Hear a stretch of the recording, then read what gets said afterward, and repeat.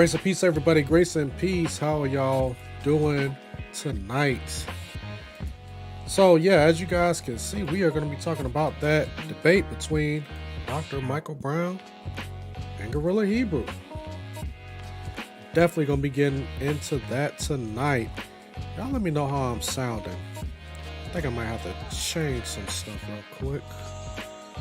Let me see if we can. Let me go ahead and do that. I'll make sure that my volume isn't too loud, especially with the songs and stuff coming in. But yes, as you guys come on in, hit that like button, and also remember to subscribe. You know, Daryl Lloyd, grace and peace, grace and peace. Give him a horn. He's a member. Appreciate you. Also, Doki Bible Club. Go ahead and give you a horn as well. So yes, you guys go ahead and hit that like button as you guys come in. As the beat is riding. So yeah, I don't know if you guys see the poll or not, but go ahead as you guys come in. Go to the chat and let me know. Who do you think won that debate between Dr. Michael Brown and Gorilla Hebrew? All right, because we definitely going to be talking about that today. So anyway, as usual, thank you guys for showing up to the live stream. Always good to see you guys supporting me on my YouTube channel. Even the people that don't show up live, but they turn around and they watch the playback. So appreciate you guys as well. Grace and peace, Sister Karen Weiss. Well, all right. Mrs. Karen Weiss says Dr. Brown was excellent. Oh yeah. What happened during that debate? I already knew that it was gonna turn out the way that it did. You know, I as following Dr. Michael Brown, I've been probably following his stuff for maybe about 4 or 5 years now, if I could be honest. But other than that, I mean,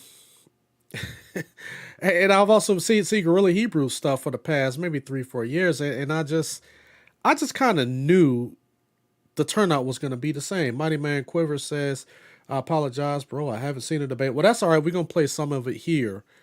And, I'm not going to play all of it, but I am going to play a good bit of it. There are certain points that I did want to touch on because I think the entire debate was about 2.5 hours or something like that. So let me get ready to put this screen down. So yeah, it was about 2.5 hours.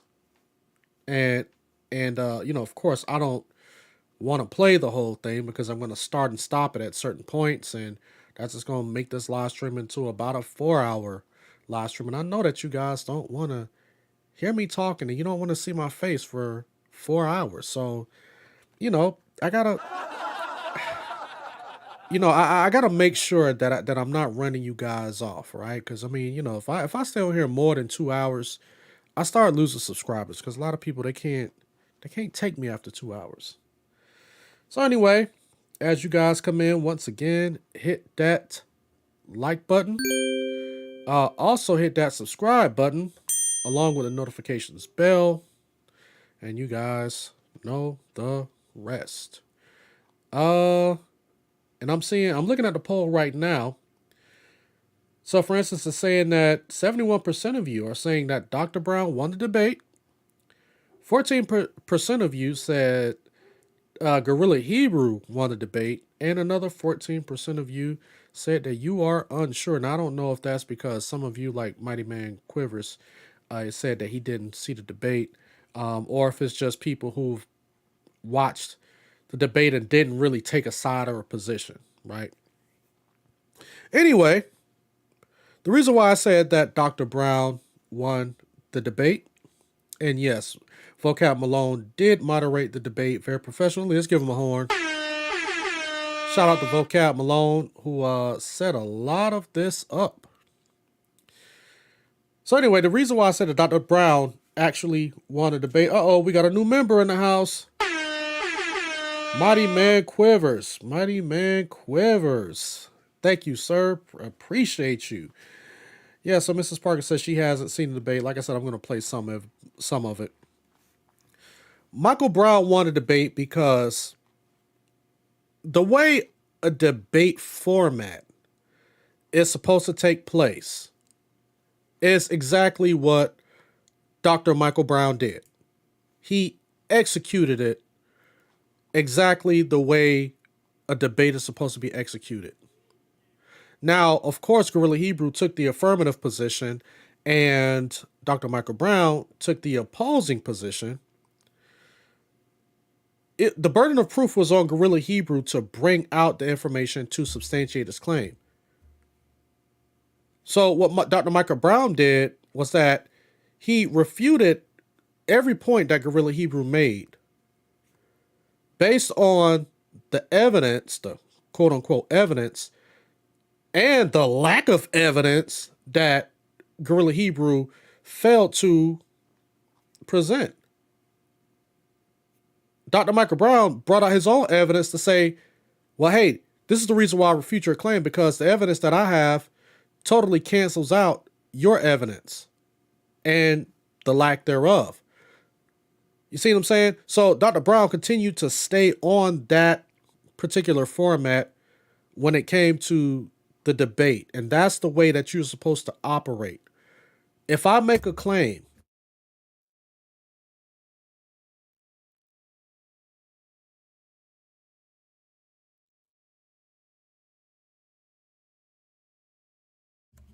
all right, there we go. Move this back some because I don't turn the microphone off. All right. All right, we're cooking with grease right now. But the way a debate is supposed to be operated is that if I make a claim, if I'm the affirmative and you're the opposer, the burden of proof is on me to say, this is my claim, this is why I made that claim. And I'm supposed to show evidence beyond a shadow of a doubt as into why my position is correct. Peer-reviewed resources, I mean, that's a start, which Gorilla Hebrew failed to present. Dr. Michael Brown addressed every point, which is another thing that is very, very important in a debate.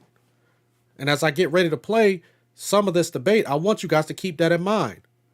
Whatever Gorilla Hebrew said, is there anything that Michael Brown did not address that Gorilla Hebrew brought out?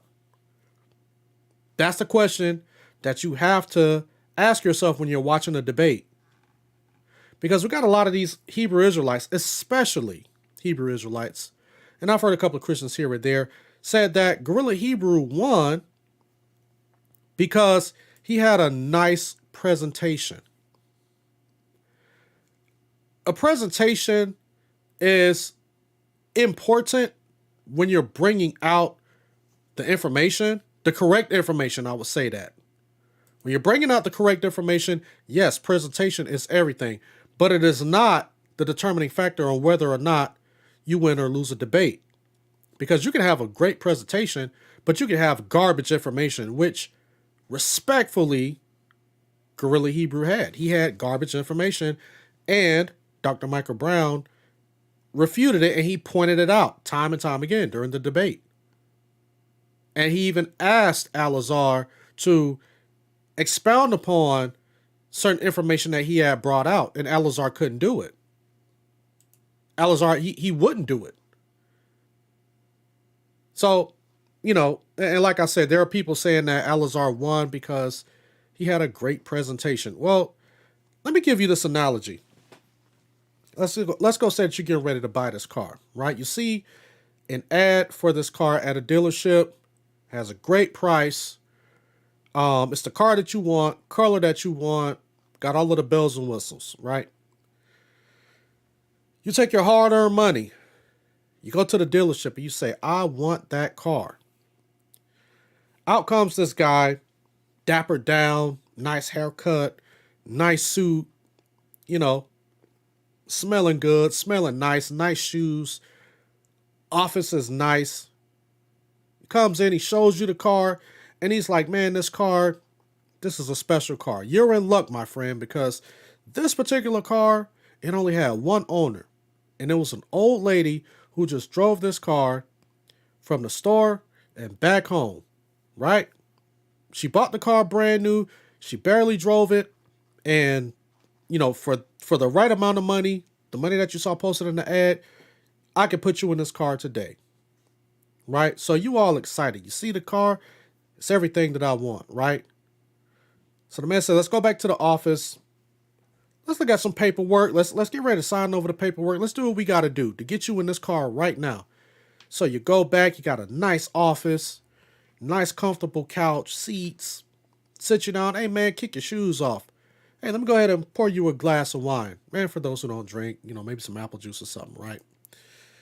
So, yes, you guys go ahead and hit that like button, just like my sister Tyra Rice put up. So anyway, offers you a glass of your favorite drink or hors d'oeuvres or whatever, right? And you guys are just talking, chopping it up, having a good time, laughing, right? You feeling comfortable with this guy who's about to sell you this car. So you finally get to the point, you take your money out, give him the car, sign it away. The car is yours. He hands you the keys. He's cheering you on. Man, listen. Congratulations on your new car. I'm glad that I made you happy, man. If there's anything else that you need, you can come on back, et cetera, et cetera. You take the car, you drive off. A week later, the car breaks down. You take the car to the mechanic. Hey, what's going on with my car? My car broke down. Mechanic says, well, hey, this car was in a flood. I can tell by what's happening to this car. This car had to be underwater at some point. You turn around, you pull the Carfax on it. Come to find out that, let's just say that you live in Georgia, where I'm from, right? Well, where I'm living. Let's just say you're living in Georgia, where I am. Pull the Carfax on it. Come to find out, maybe about a year ago, somebody drove the car into a lake, but then they turned around and they immediately pulled it out of the lake, right? So the car went into a lake, somebody pulled it out and turned around and sold it to the dealership. Now, the guy told you that it was just one owner, one old lady that owned the car. She barely drove it. You pull a Carfax on it, you found out there was 5 people that owned that car before she did. Or that the old lady don't even exist. The guy was just basically telling you that just to get you into the car. How would you feel knowing that this guy who had a good presentation gave you the car that you wanted at the price that you wanted, but he turned around and he lied to you. He misinformed you about the car just to get you in the car and just to get the car off the lot. How would you feel about that? Will you turn around and say, well, he had a good presentation. And well, at least I got it's not really the car that I wanted. I mean, it's not really in the condition that I wanted it, but it's the car that I wanted. And, no, you're going to be upset. You're going to say, man, I could have taken my money and gone elsewhere. Even if I had to buy a different car in a different color, as long as it's reliable, that's what I'm looking for. So here's the thing. Just because a person has a good presentation in a debate, but they're lying to you the whole time, that is grounds for that person to lose the debate automatically. You're automatically disqualified from the debate. So that's why I don't want to hear anybody talking about, well, Gorilla Hebrew had a really good presentation. That ain't nothing. That's garbage. If he's lying to you the whole time. It doesn't matter how good his presentation was. His information was inaccurate. This is why Dr. Brown won the debate. And a lot of people can't see that. But here's the thing with Hebrew Israelites. And I'm not trying to be disrespectful when I say this. I'm just bringing the facts because I've been dealing with them quite a while. And I know how they think and I know how they react to stuff. Hebrew Israelites, for the most part, I want to say majority of them, majority of Hebrew Israelites are anti-intellectual. They don't care about facts. They don't care about evidence. They have no respect for anybody who has actually taken the time to further their education. A lot of these guys just picked up a Bible maybe 3-4 years ago, based on YouTube videos that they've watched from someone telling them to pick up a Bible and read it this way. They've never read the Bible any other way, except for the way that the camps has told them how to read it. So that's why I knew that when Elazar going into this particular debate, I knew he was going to lose. I knew that, possibly he was going to be pretty respectful, which he was for the most part. But there was a couple of times where he was he was kind of disrespectful. But I knew he was going to lose the debate based on the information that I know that he had held to prior to this. And I knew that the information that, and I said this, I think I said this on my last live stream. If Dr. Michael Brown was going to challenge him on anything concerning the language, he wasn't going to know how to defend it. And I'm going to show you those clips in a minute. And some of you guys have probably seen some of my clips that I posted on TikTok and my YouTube shorts. Right? Because I've already, posted like 3, I think it was 3 clips from the debate during the, what do you call it? It wasn't a question and answer section. It was the cross-examination, where both debaters get to talk to each other, or ask each other questions, I should say. But yeah, Hebrew Israelites are people who are very ignorant to information. So, of course, they're going to say that Gorilla Hebrew won, hands down, just because he claims to be a Hebrew Israelite, whether or not they believe in the 12 tribes chart themselves. And how do I know this? I had a conversation with a guy the day after the debate. I was actually on my way flying back here to Atlanta, and I was at the airport, and Brother Berean, shout out to him. Brother Berean went live to have a discussion after the debate to see what people thought about it. And I was talking to a particular guy who's a Hebrew Israelite, and he says that the 12 tribes chart was trash, it was garbage. He don't ride with the 12 tribes chart at all. But he says that Gorilla Hebrew won the debate. I said, how did Gorilla Hebrew win the debate when you agreed with Dr. Michael Brown about the 12 tribes chart being foolish and bogus? Of course, only because he claims to be an Israelite and Elazar claims to be an Israelite. That's the reason why he said that Elazar won the debate. That's the element that we're dealing with here when it comes to Hebrew Israelites, Black Hebrew Israelites. You guys don't believe me? Take a look at this. Brother Vocab Malone shared this. I think this was yesterday.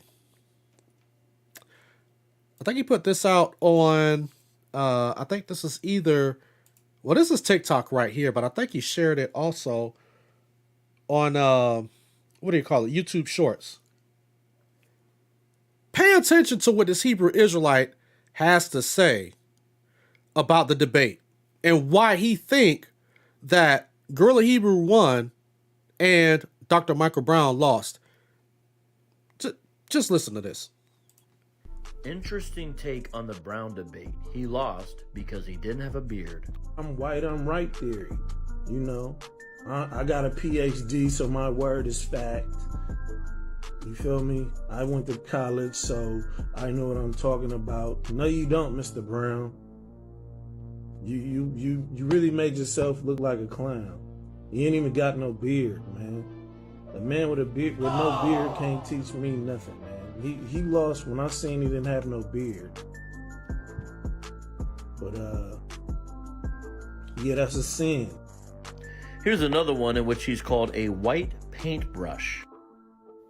He going up against this guy, Killer Hebrew. Yeah, Dr. Michael Brown is another white paintbrush from the white supremacists paint shop. He's trying to take this and paint him white. Watch the full debate and read about the rules at theshieldSquad.com.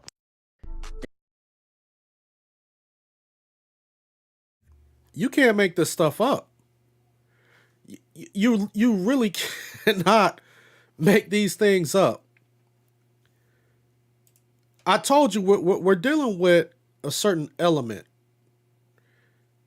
Hebrew Israelites, and I hate, again, I'm not trying to be condescending, and I'm not trying to be disrespectful. Hebrew Israelites have to be the most ignorant people that I've ever engaged with.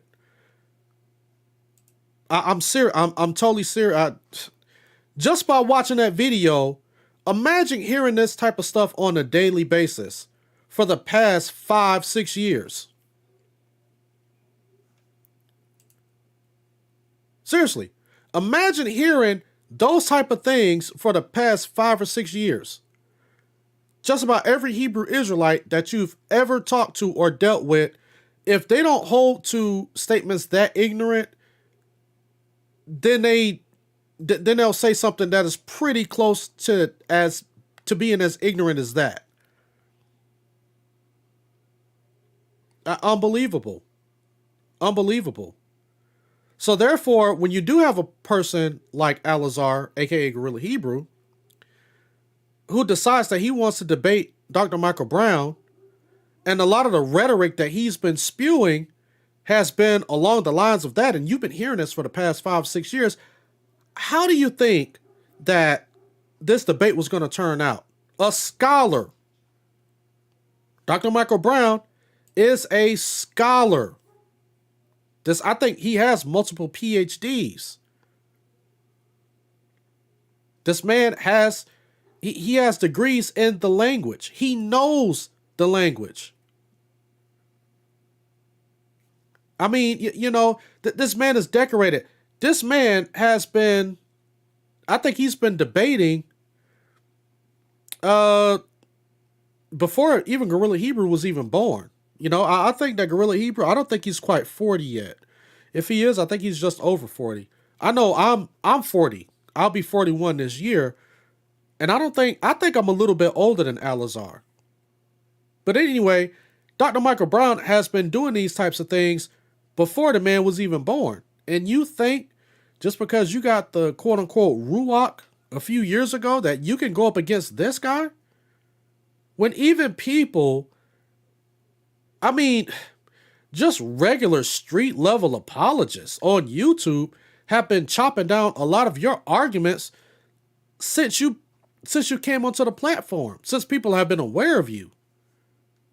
People have been dissecting and, I mean, just chopping down his arguments ever since.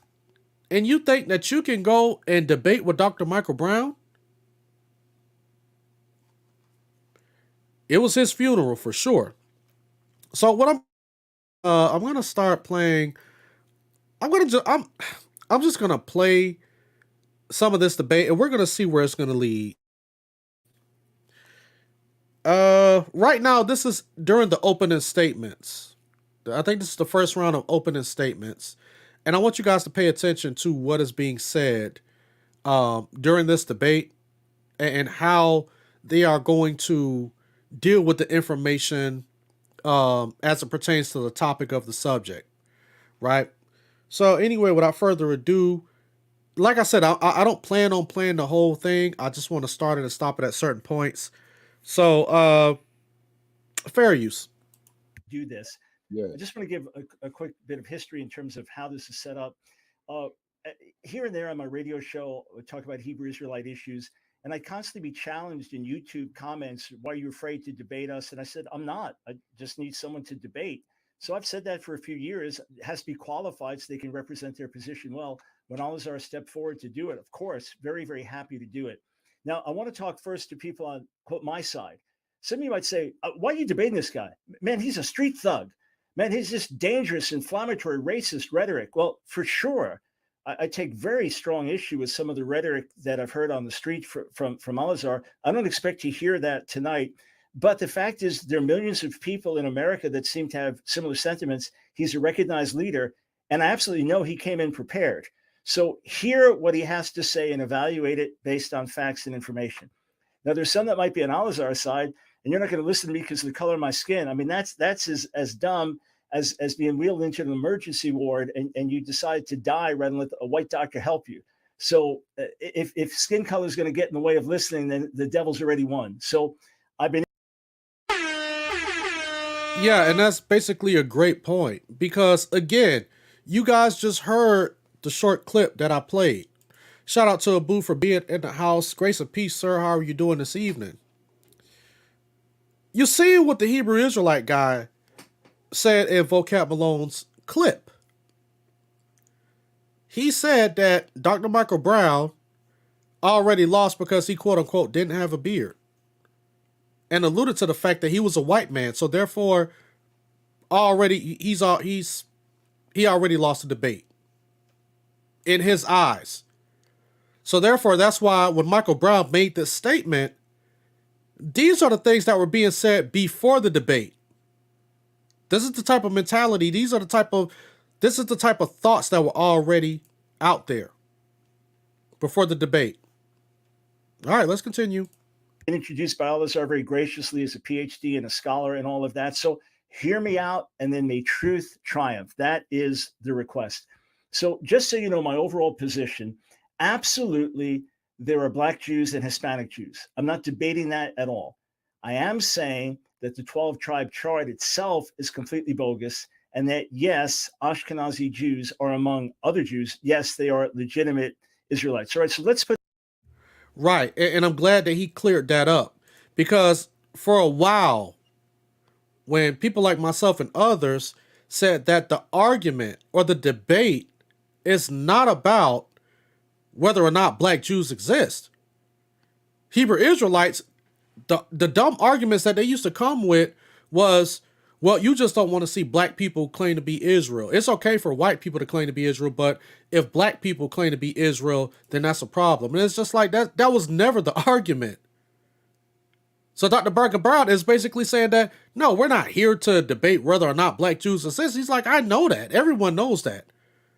I don't think that anyone has, not that I know of, I've never run into anybody who said that they don't believe that Black Jews don't exist. And they have a problem with a Black person calling themselves a Jew or an Israelite. That's never been the argument. But you can see the tactfulness that Dr. Michael Brown is bringing out. He's already clearing that up. So before anybody goes and runs amok and says, well, Dr. Michael Brown don't think that Black Jews exist, he clears all of this stuff up in the beginning, in his opening statement. Let's continue. Put the PowerPoint up and I'll begin my presentation. There we go. All right, so what I'm going to do is first... Shout out to Shafe Marian in the house. Grace and peace, brother. How you doing? Debunk a sample of the worst errors on the chart, and then we'll demonstrate that Ashkenazi Jews are authentic descendants of Israel. I'm fine with... Hey, hold on, Shafe. Who is that in the picture with you? Is that wifey? Hold on, man. Let me find out. All right, let's continue to watch this. I don't want to get too sidetracked.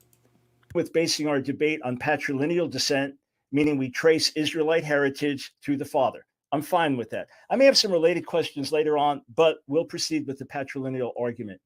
Now, as for the chart, it's flawed in many obvious ways, including sweeping generalizations, glaring omissions, including the omission of Mizrahi Jews, some of whom had a continuous documented presence in the Middle East for over 2,500 years, among others, and insupportable claims. Of course, the chart you're familiar with, I'm sure Al-Azhar will be getting into it more as we go on. Now, if any part of the chart is false, then the chart cannot be trusted. Keep this in mind throughout the debate. And we might have to hear that again. Let's hear that again. All right, let's see where we at. We at the 9:24 mark. I'm going to bring it back just a little bit because I want y'all to hear what he said. All right. Fair use. Of course, the chart you're familiar with, I'm sure Al-Azhar will be getting into it more as we go on. Now, if any part of the chart is false, then the chart cannot be trusted. Keep this in mind throughout the debate. And over the course of Al-Azhar's presentation, listen carefully for factual, historically verifiable, conclusive evidence that connects the different groups of this chart to the specific tribes of Israel listed, not general alleged connections or highly suspect historical anecdotes or convoluted biblical interpretations, but clear, indisputable, historical, scriptural, and genetic connections to each specific tribe. Hang on, there we go. That evidence doesn't exist. And if any point he raises seems to have substance, I'll address it during the times of rebuttal. The Alliance for Black Jews, by the way, claims that there are roughly 200,000 Black American Jews, meaning roughly 0.5% of African Americans. And yes, of course, there are Hispanic Jews, but that is something very different from what the chart claims. So first proof that the chart is bogus, it contradicts Deuteronomy 28:62. There it's written, to Israel in exile, you shall be left a scant few after having been as numerous as the stars in the skies, because you did not heed the command of your God Yahweh. Yet according to the 12 tribes chart, there are at least 400 million Israelites today, including 47 million African Americans, 185 million Central Americans, 126 million Mexicans, 11 million Haitians, and 11 million Cubans. This is anything but few in number.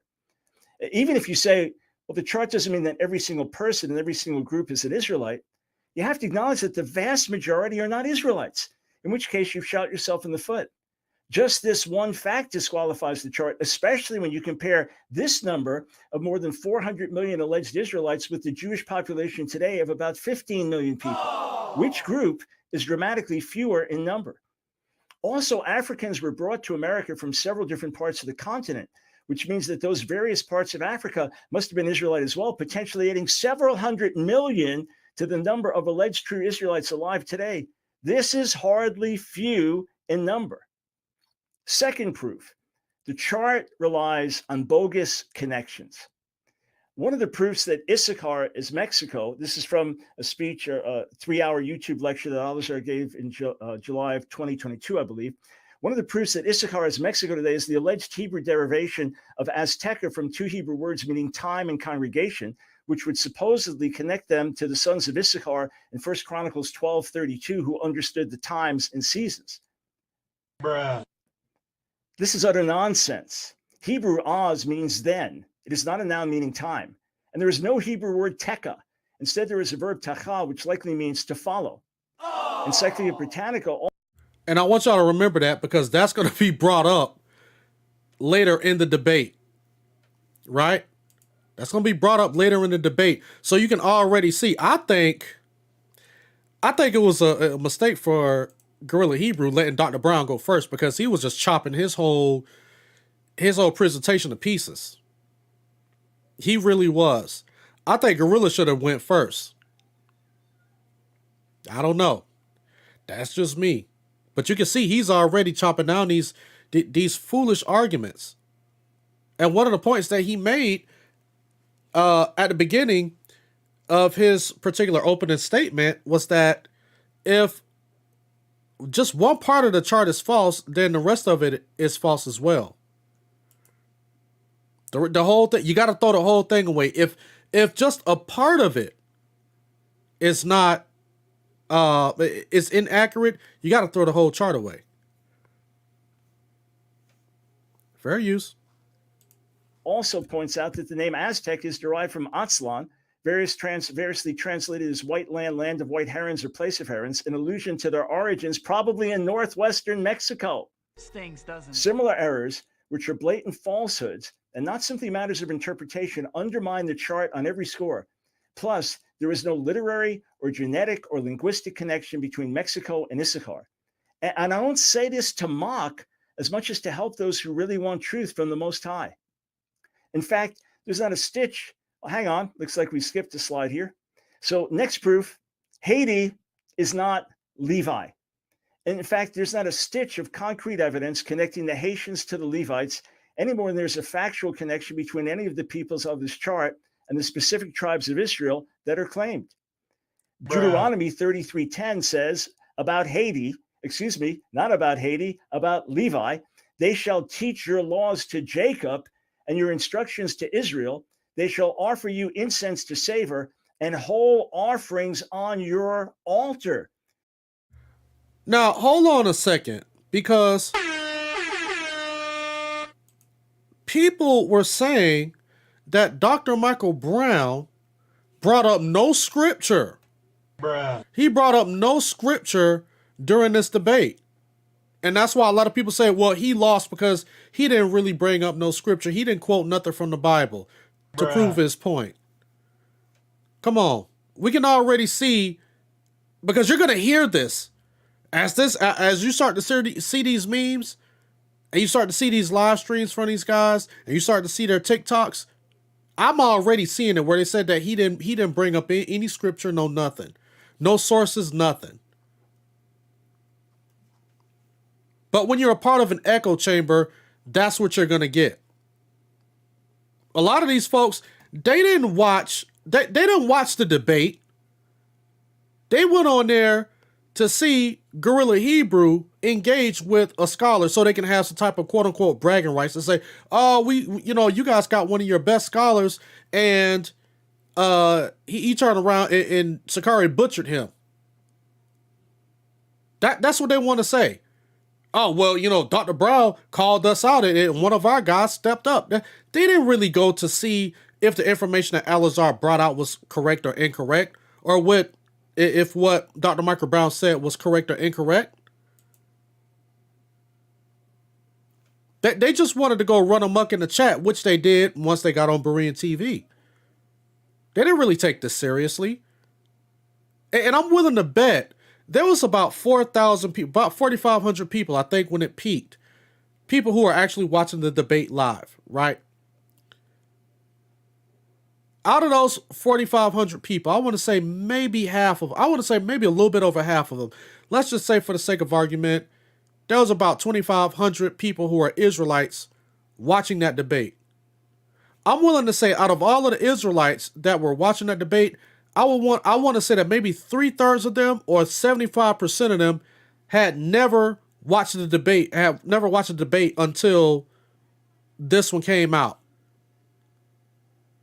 They've never seen a debate. They've probably seen dialogues on YouTube, but they've never seen or watched a debate and understood the format on how a debate should take place.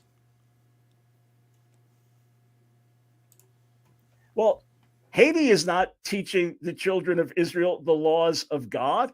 Haiti is not observing the seventh-day Sabbath. They don't follow the Torah. They don't circumcise their sons on the eighth day. They don't eat only biblically kosher food, let alone teach all Israel to follow the Torah. Haiti is not Levi. In point of fact, I can add this. There's a slide of mine that got missed along the way, that according to the Bible, the Levites were scattered among all the different tribes of Israel. So there's no possible way they all end up starting in one place in a small island off the coast of America, and then from there go out, completely against history on every level. Fourth proof, Native Americans are not Reuven or Gad. DNA studies, some of them published by former Mormon leaders, make clear that these peoples have an East Asian or Siberian descent, not a Middle Eastern or even African descent. This was a revelation for these former Mormons, since the Book of Mormon, like the 12 tribes chart, claims that Native Americans were actually Israelites. This information caused these...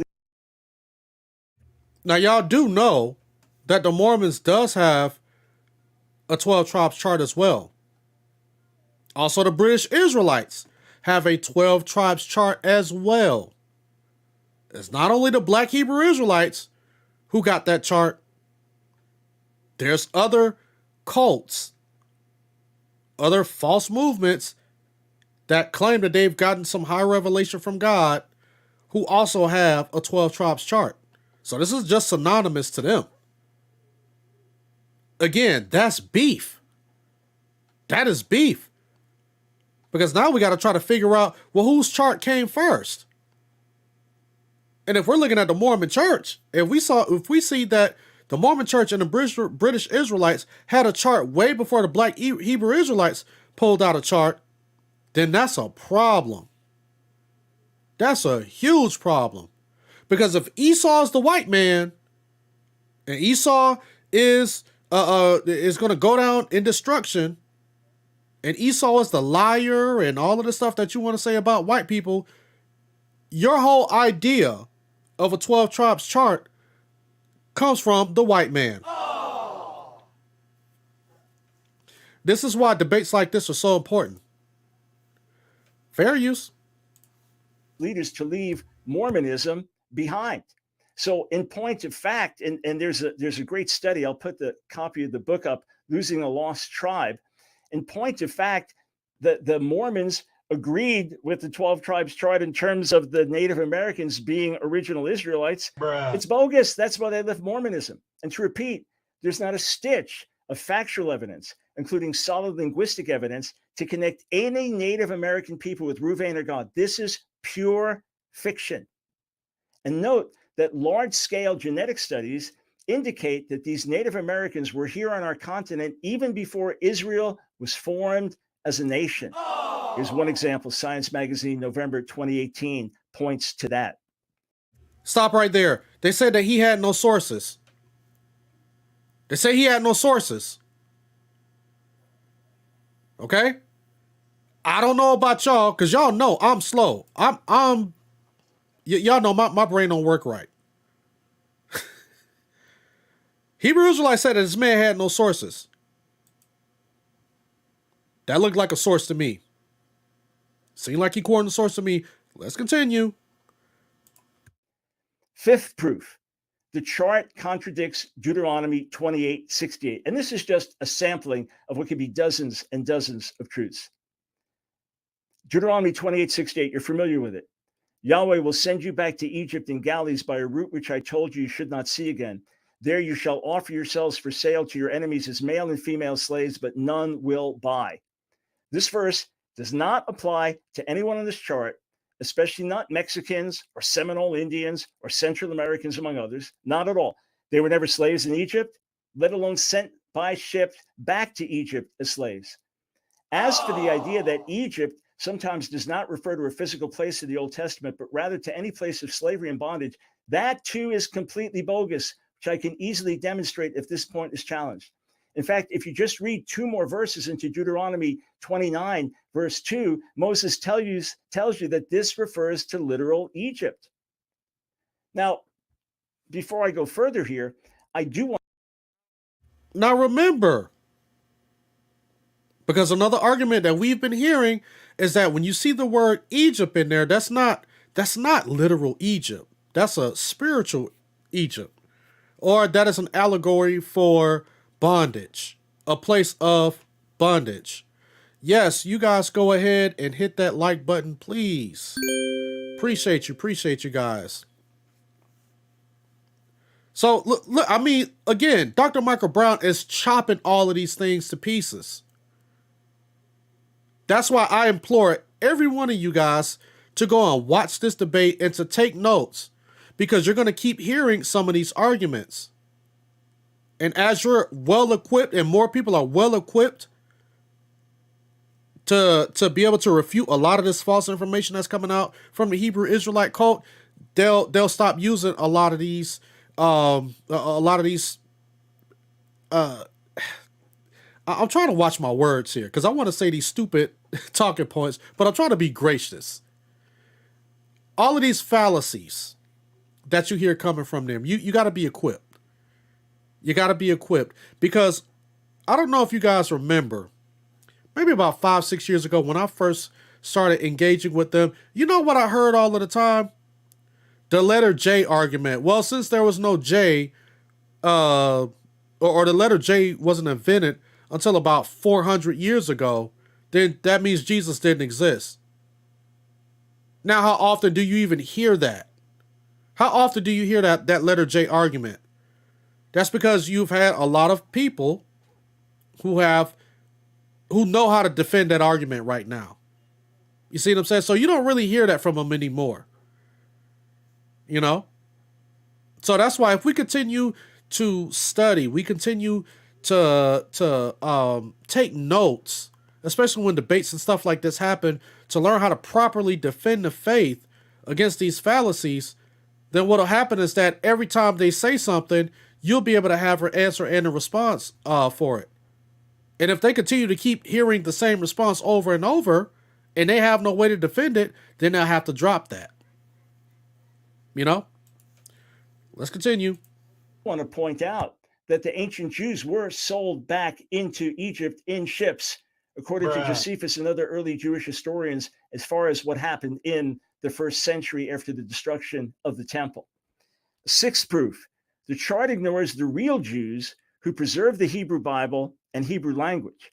It is the people that the world recognizes as Jews today who suffered the terrible curses of Deuteronomy 28. Not all the peoples listed on the chart who, to repeat, with rare exception, have no connection whatsoever to ancient Israel. This, of course, does not minimize for a second the horrible sufferings of African Americans or Native Americans in the past, nor does it deny that some African Americans descended from Israel. It is simply to point out who really fulfills the sad history of Deuteronomy 28. Now, contrast this complete lack of genetic, biological, historical, traditional, or ritual connection to ancient Israel from the vast majority of those listed on the chart with the fact that those recognized by the world today as Jews, among whom are millions of Ashkenazi Jews, have continued to maintain Jewish identity through the millennia despite horrific persecution. They have been persecuted as Jews for more than 2,000 years and kicked out of countries because they are Jews. This is highly significant when you remember how difficult and unpopular it has been to be a Jew over the last 2,000 years. I can assure you that there were no blacks and Latino Hebrew Israelites standing on street corners in Nazi-controlled Europe shouting, "We are the real Jews." Oh. These real Jews have observed the Sabbath, kept the dietary laws, and practiced circumcision on the 8th day. They have genealogical connections to ancient Israel, historical connections, traditional connections, and DNA connections, confirming the priestly genealogical connections in particular. And these Jews, who are real Jews, as opposed to some of the fake Jews on the chart, have preserved the Hebrew scriptures and Hebrew language, as opposed to the completely mythical so-called Lashon Kodesh, which I'll call LQ from here. And while I understand we're not debating here the legitimacy of this modern, totally made-up pronunciation, this does tie in with the question of authenticity. Since if the pronunciation of LQ is true, which it is not, then every speaker of every Semitic language throughout history and until today is wrong, since similar grammatical and morphological and phonetic principles apply across these languages. If the pronunciation of LQ is accurate, which it is not, then every recognized Hebrew and Semitic grammar and lexicon is wrong, along with every Semitic place name on every map, including place names like Jerusalem and Judah, and every transcription of Hebrew in the Greek Septuagint and the Greek New Testament, including the names of the 12 tribes in Revelation 7, they're all wrong if LQ is right. In short, LQ contradicts every Semitic language spoken or written in history because it is a recent Hebrew Israelite invention, and we can trace vocalization back to ancient times. This calls into question the Hebrew Israelite claim to authenticity, since the same Hebrew Israelites who purport to have the true pronunciation of Hebrew also purport to have the true information about the 12 tribes. Those are actually claims that real Hebrew is, quote, a bastardized version of LQ. So we're not debating LQ tonight. It's a bogus pronunciation. We're debating authenticity. And if you have the language wrong, you can bet you got the other things wrong as well. So without a doubt, the 12 tribes chart is bogus. But are my ancestors really related to ancient Israel? If so, why are we white-skinned when certainly ancient Israelites were not white? Some claim that we're descendants of the Khazars who allegedly converted en masse to Judaism in the 9th century, but that theory has been thoroughly debunked along several lines, including genetic, historical, and linguistic. If the Khazar argument is raised, I'll be glad to rebut it. I remember there was some beef a while ago, and I'm not going to say no names, Brother Beran. Shout out to Brother Beran. But I remember when Sister Cherry Love said that a lot of this information was thoroughly debunked. Quite interesting. Dr. Michael Brown has said the same thing. He says that a lot of this information that these guys bring out has been thoroughly debunked. And I don't know if you guys caught that, but we gonna play that back. Let's bring that back. We're gonna take it back. Let's take it back to about right here. Fair use. Is bogus. But are my ancestors really related to ancient Israel? If so, why are we white skinned when certainly ancient Israelites were not white? Some claim that we're descendants of the Khazars who allegedly converted en masse to Judaism in the 9th century, but that theory has been thoroughly debunked along several lines, including genetic, historical, and linguistic. And if the Khazar argument is raised, I'll be glad to rebut it. As for the Hebrew name Ashkenaz in the Bible, it refers to an entirely different people having nothing to do with Europe, referring most likely to the... Hey, Brother Bill. Yeah, this is from Berean TV. So I'm pretty sure he's not gonna strike my channel for using this for this debate. So I've already said fair use, just out of respect. But at the same time, I mean, I'm pretty sure he ain't gonna strike my channel because I'm reviewing this particular debate. All right, let's continue. Scythians and now extinct people in Central Asia. So first proof of our authenticity, DNA confirms the authenticity of Ashkenazi Jews. As for the most comprehensive recent DNA study of Ashkenazi Jews, spearheaded by geneticists from the Hebrew University of Jerusalem at Harvard Medical School and published November 30th, 2022, it confirms that we can trace our lineage back to first century Jewish communities in Italy, which would include those sold as slaves into Rome, as well as earlier Jewish communities there, which Acts mentions. And here's a reference to the study. Subsequently, as Italians converted, married into Judaism, our European skin color became part of our heritage. Then, as these Jews made their way into other parts of Europe and settled there, the same process continued, explaining our Caucasian complexion. But the same process occurred with African Jews or Hispanic Jews or Asian Jews, all of whom reflect other peoples marrying into the people of Israel, hence the many different colors and ethnicities of Jews worldwide, in contrast with the original brown-skinned Israelites. For the record, even if you argue that the original Israelites were black, then there had to be conversion and intermarriage to explain the other ethnic and racial groups on the chart. But not only does DNA in general give us a clear link back to ancient Israel, the fact is, as I mentioned before, Ashkenazi Jews who are of priestly descent share the same priestly gene as do Lemba Jews in Africa and Sephardi Jews worldwide. How could this be unless our Kohanim, our priests, actually descended from a common priestly ancestor? If Ashkenazi Jews have no genetic connection to Israel, then where did we acquire this gene? Less than 2 minutes. Note also that geneticists have pointed out that the Y chromosome, meaning the paternal, the fatherly chromosome of most Ashkenazi and Sephardi Jews, contains mutations that are common among Middle Eastern peoples, but uncommon in the general European population. This suggests that the paternal lineages of Ashkenazi Jews could be traced mostly to the Middle East. These geneticists add that diaspora... Now, one thing I am going to say, to be fair, I think that when you start to talk about DNA, you're kind of muddying the waters a little bit, because I have read articles where you have certain people who are a part of the Israeli government. They're trying to use DNA as a way to keep certain people who claim Jews out. And I've heard that they've kind of changed the standard a couple of times to make sure that certain Jews, mostly the Jews of color, to keep them out of the land. Because if I'm not mistaken, if you can trace your ancestry back to being, or if you can say, if you can trace yourself to being a Jew ethnically in Israel, and if you can just trace yourself back to that land, then citizenship is open. You can be able to just move back to the land and you can be able to get citizenship based off of that. But if you're a person like me who don't claim to be Jewish or to have any Jewish heritage and I wanted to move to Israel, it'll be a lot harder for me. So one of the beefs is that there are people who are practicing Jews from especially places in Africa who want to move to the land of Israel, and they say, hey, this is my heritage, this is my culture, and I have certain markers in my DNA, and certain parts of the Israeli government is saying that, nah, you still really don't fit the type of Jew that we're looking for, and I'm just, giving you guys these analogies, you know what I'm saying, based on the research and based on some of the articles that I've read. But they'll say that since you don't really look like a Jew, you still may have to jump through hoops. A person such as a person like me who don't claim to have any Jewish ancestry, right? So which kind of isn't fair, because they set the standard and say, well, if you check off the boxes of being a person who is a Jew, then you have rights. You have a rightful claim to the land.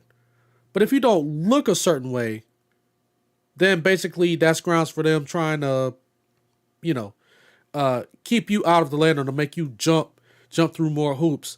Honestly speaking, says Dr. Brown killed that man's arguments, and Gorilla had more passionate speech, which was persuasive to people who are led by emotion. Yeah, correct.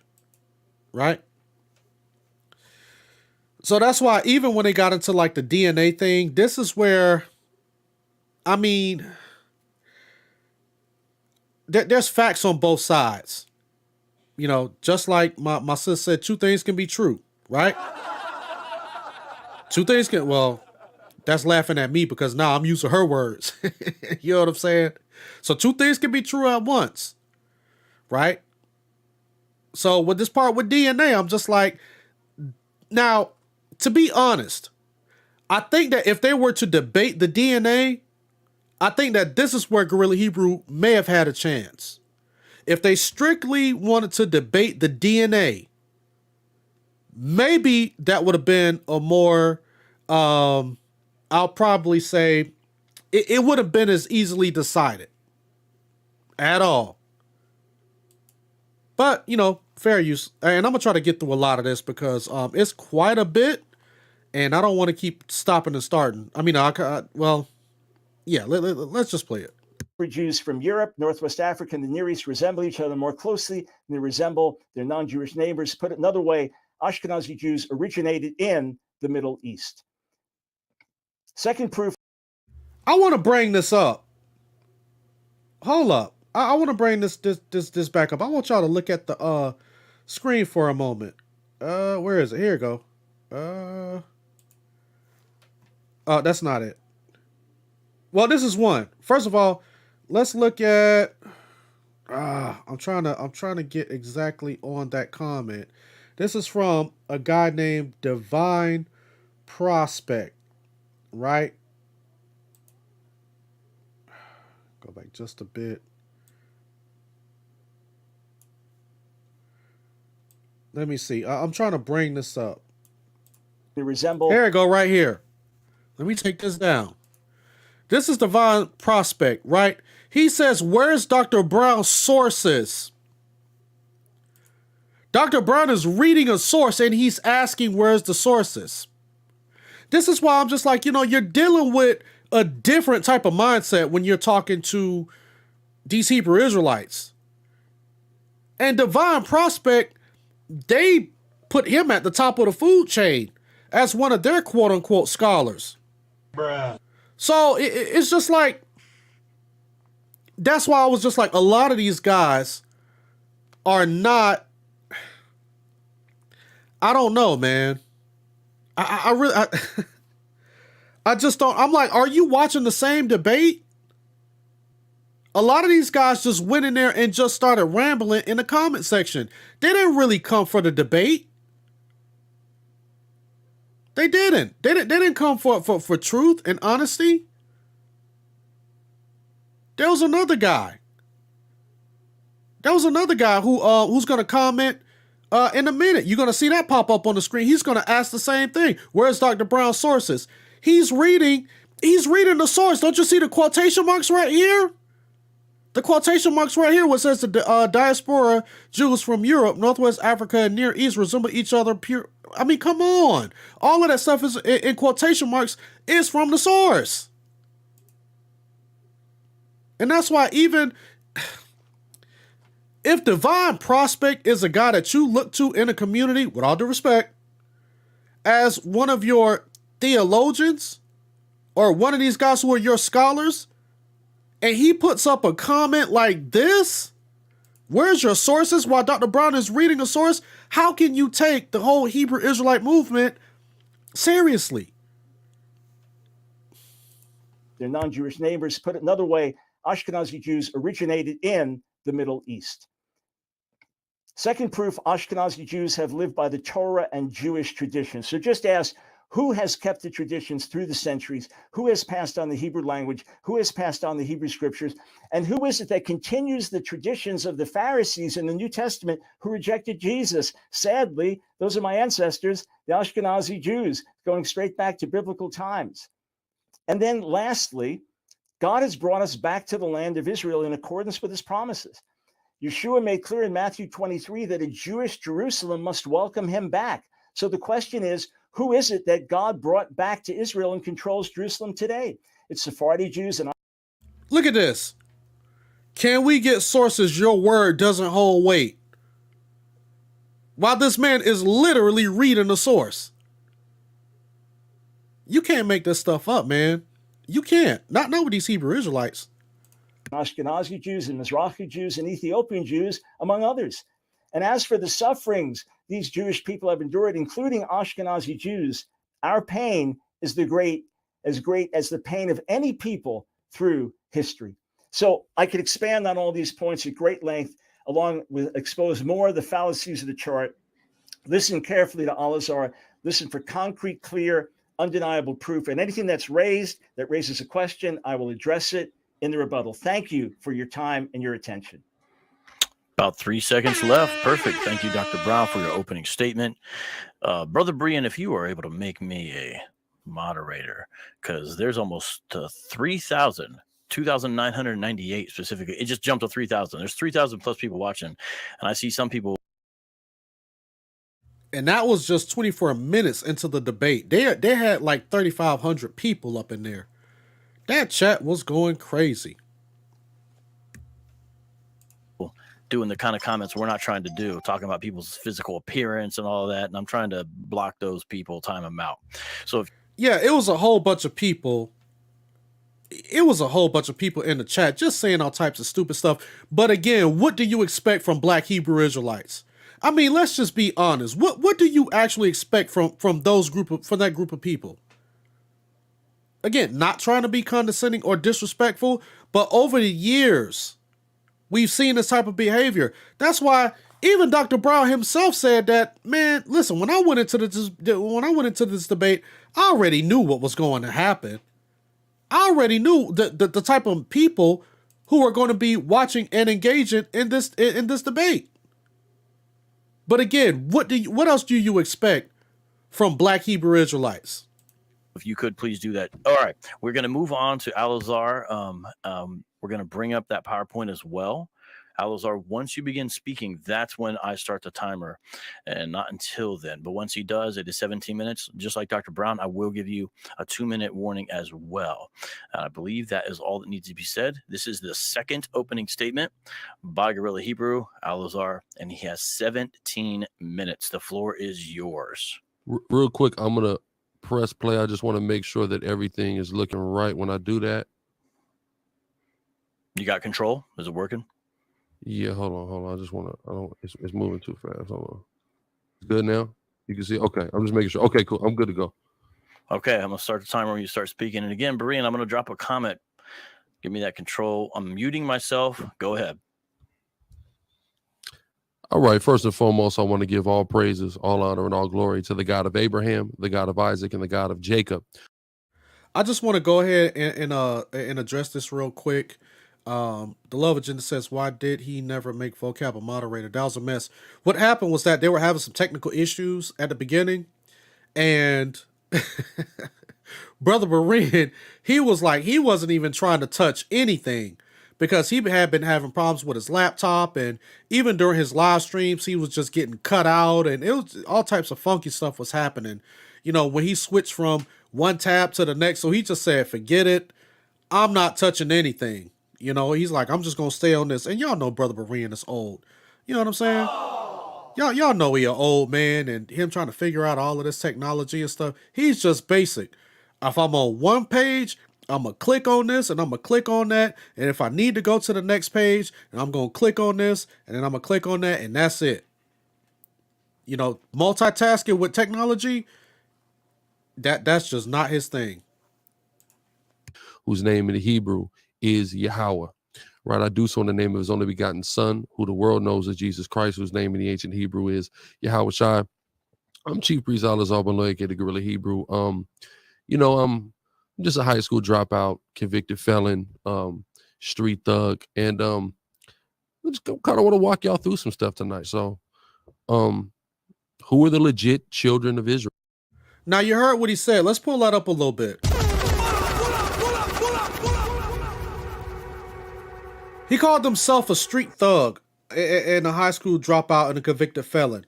Because what I've been hearing is that people have been saying that Dr. Michael Brown called him that. And I'm just like, again, what debate were you watching? Guerrilla Hebrew, he called himself that. Let's back that up. Let's go ahead.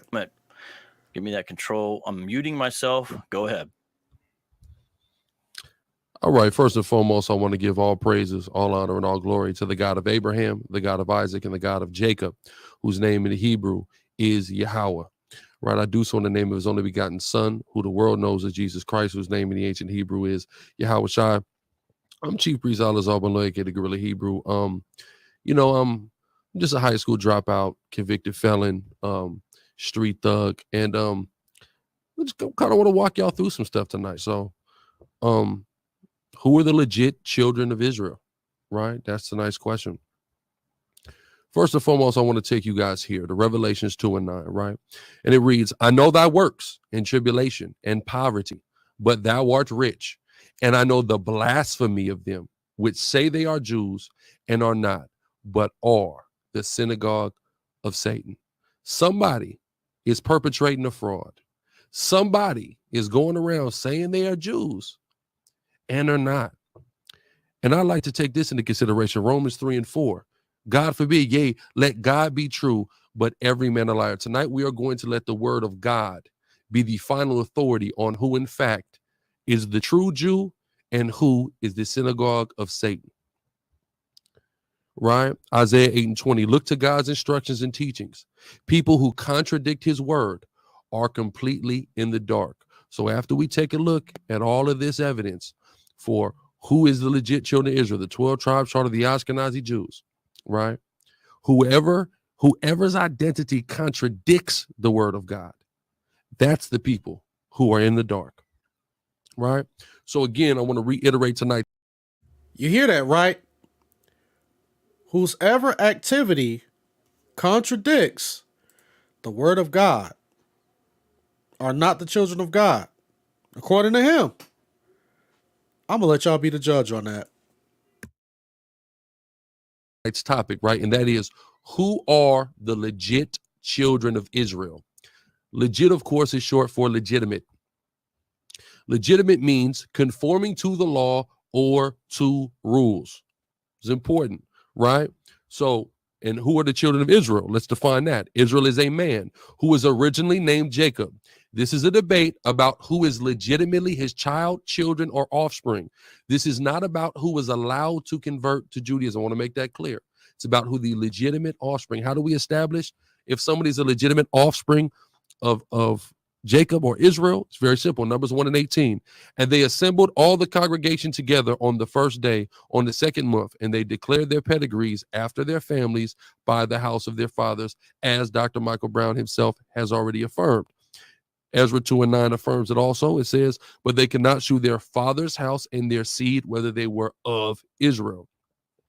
One more, of course, here we have Leviticus 24:10, where we have an Israelitish woman.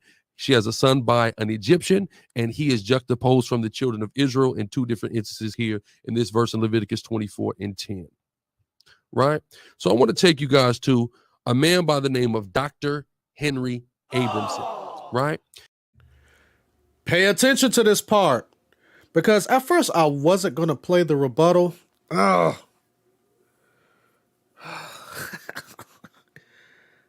I'm going to have to play it. I'm going to have to play the rebuttal. I'm gonna mess around and end up playing this whole thing. Pay attention to this part, because Dr. Michael Brown is going to address this in the rebuttal section. Fair use. And he's notable for his teachings on Jewish history and Judaism as a religion.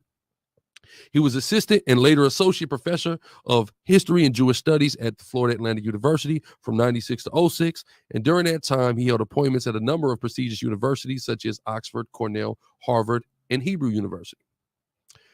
He received his PhD in history from the University of Toronto. Dr. Michael Brown has even recently referenced his work on his Line of Fire show to assist a caller in understanding Jews in the diaspora, right? So he's a very qualified man and somebody who Dr. Michael Brown recognizes as credible, right? When describing the founding and genetic bottleneck event for the Ashkenazi Jews, he names the Kalonymus family as the nucleus thereof.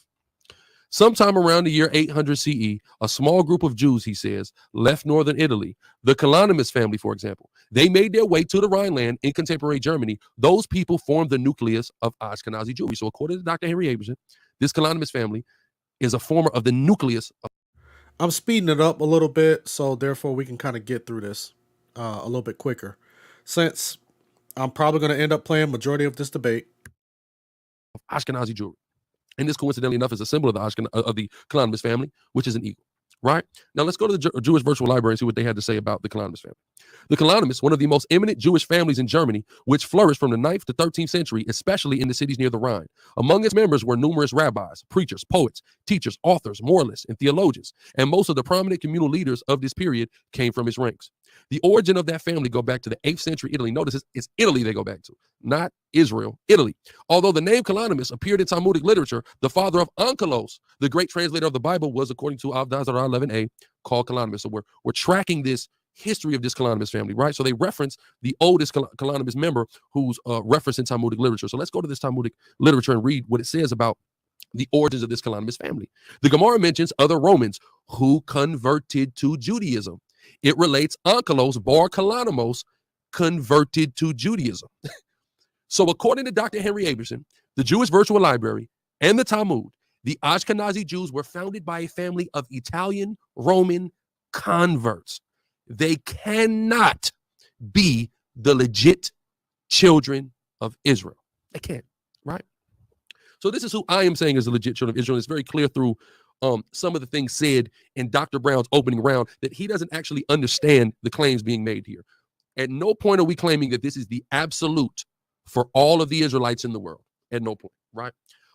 But this is the people who we believe are affected here in the Americas and are Israelites in the Americas. This doesn't count for any other parts of the world, but we do emphatically take the stance that the Ashkenazi Jews are not Israelites, right? So again, Judah, the African Americans, Benjamin, the Commonwealth and Dutch Caribbean, Levi, the Haitian, Simeon, Dominicans, Zebulun, the Central Americans, Ephraim, Puerto Ricans, Manasseh, Cubans, Gad, Native Americans, Reuben, Seminole Indians, Naphtali, indigenous Argentinian and Chileans, Asher, Native Colombian and Uruguayans, Issachar, Mexicans. Right? Dr. Brown affirms, as he's already said, that the Israelites of antiquity were not white. There was not a single white Jew until roughly the 8th century AD. And the Igbo of Nigeria have a valid claim to Israelite descent, which basically is a virtual forfeiture of this debate. I'll explain later. Right? He also just today said there's no doubt that there are both black and Hispanic Jews, also a virtual forfeiture. Right? He also says the Israelites were not white, but they were also not black but brown.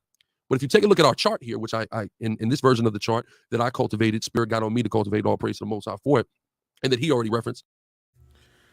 Now remember, he said that the Spirit told him that. The Spirit of the Most High God came upon him to share this. If you pay attention, the median color of this chart is brown. So this actually also validates our stance, right? Moving on. Let's go back to the Igbo, though, because he said the Igbo have a valid claim to being Israelites. The Igbo became one of the principal ethnic groups to be enslaved during the Atlantic slave trade. So one of the greatest ethnic groups that is a contributor to the Atlantic slave trade are the Igbo, and they make up for a large deal, especially the majority of African Americans are of Igbo descent, right?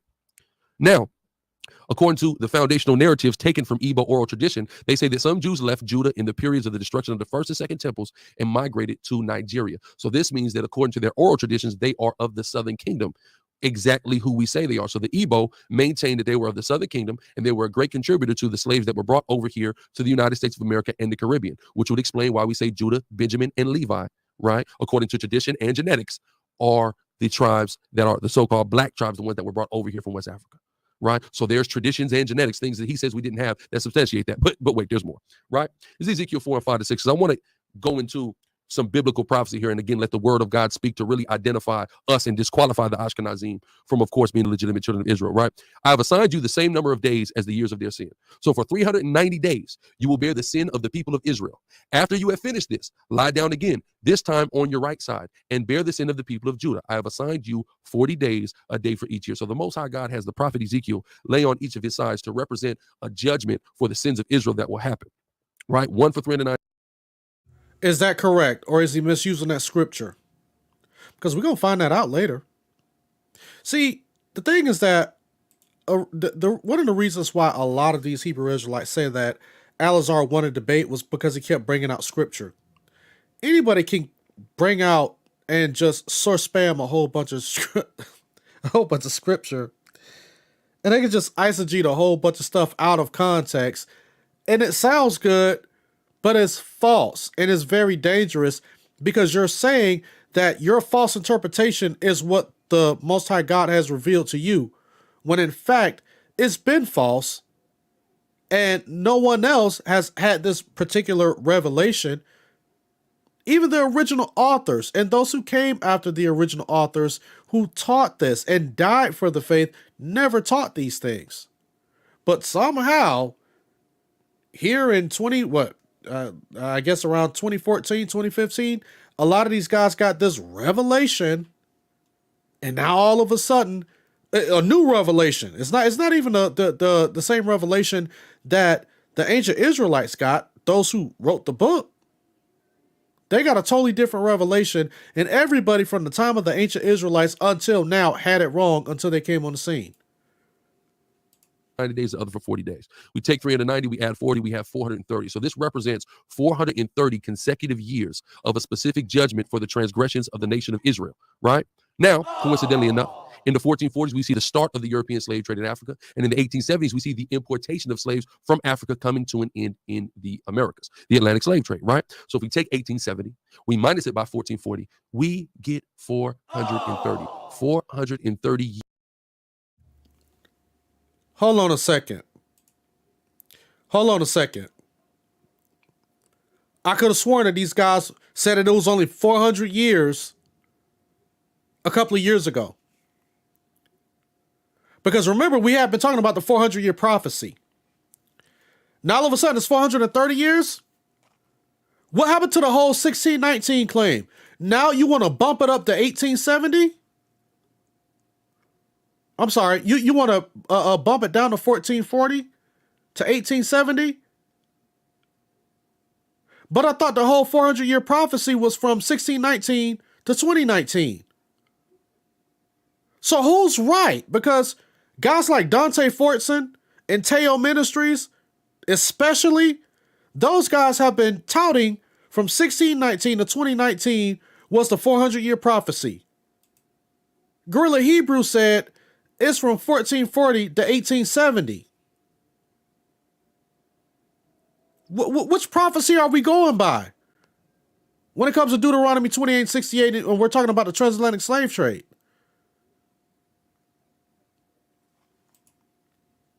I don't know.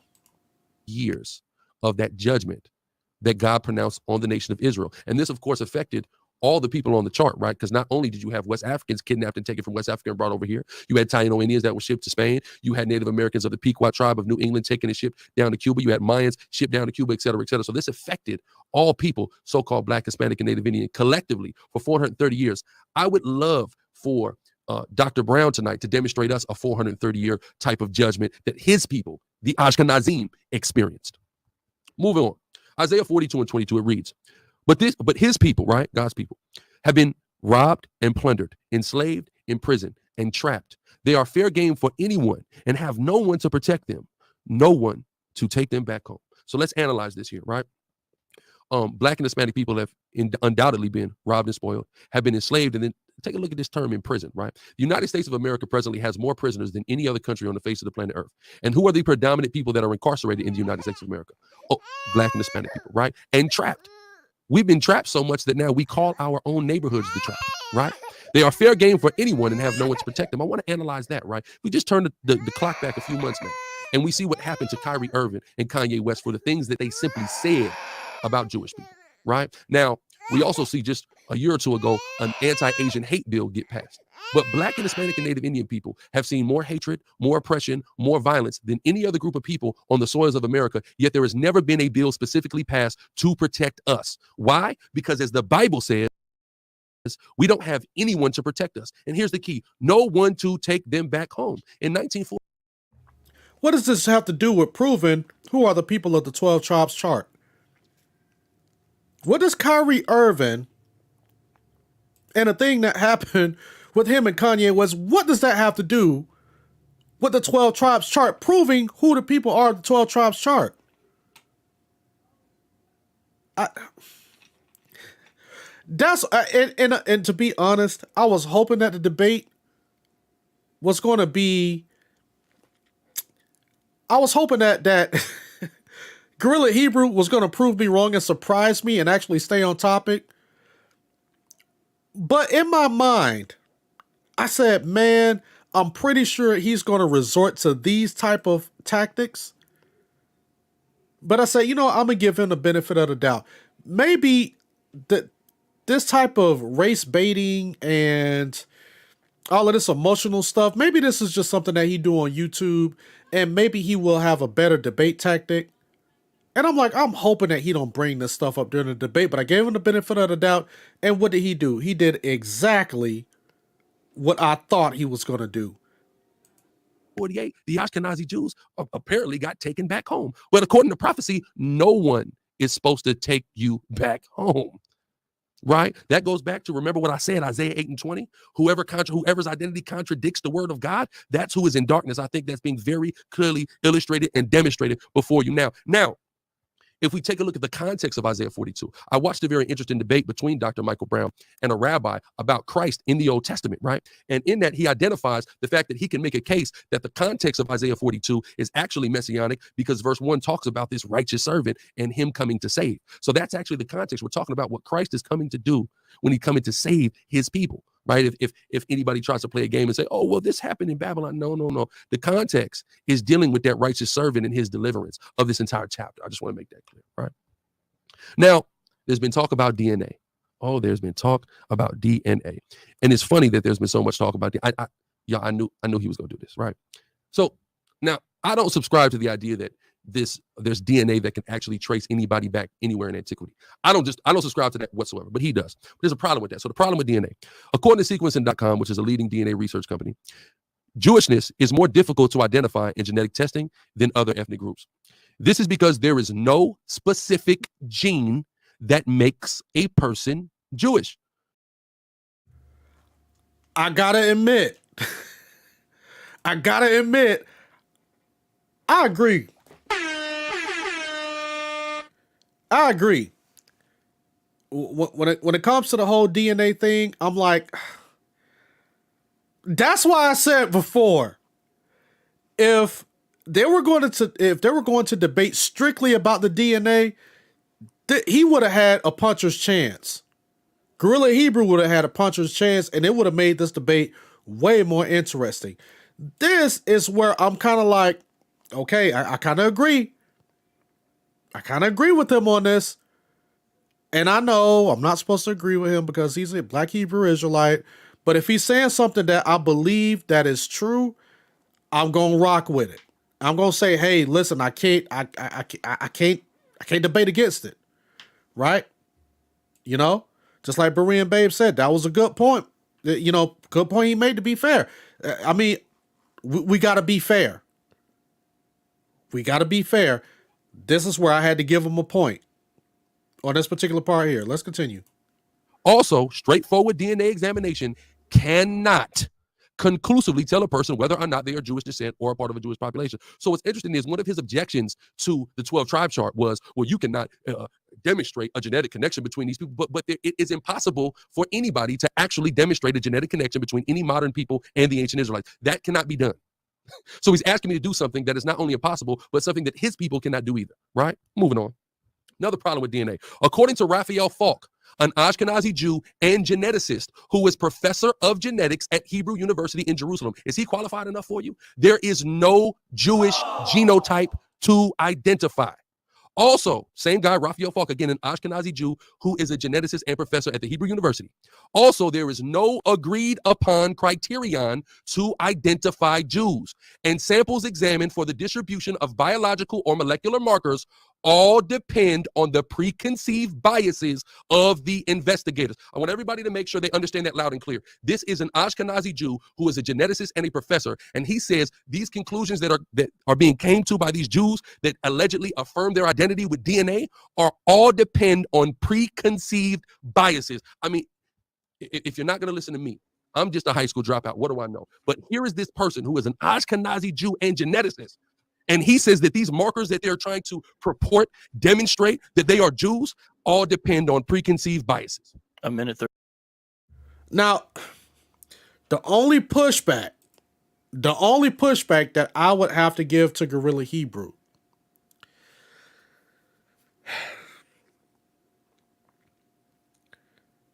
when it comes to the DNA, when it comes to the whole subject of DNA, I totally agree with him.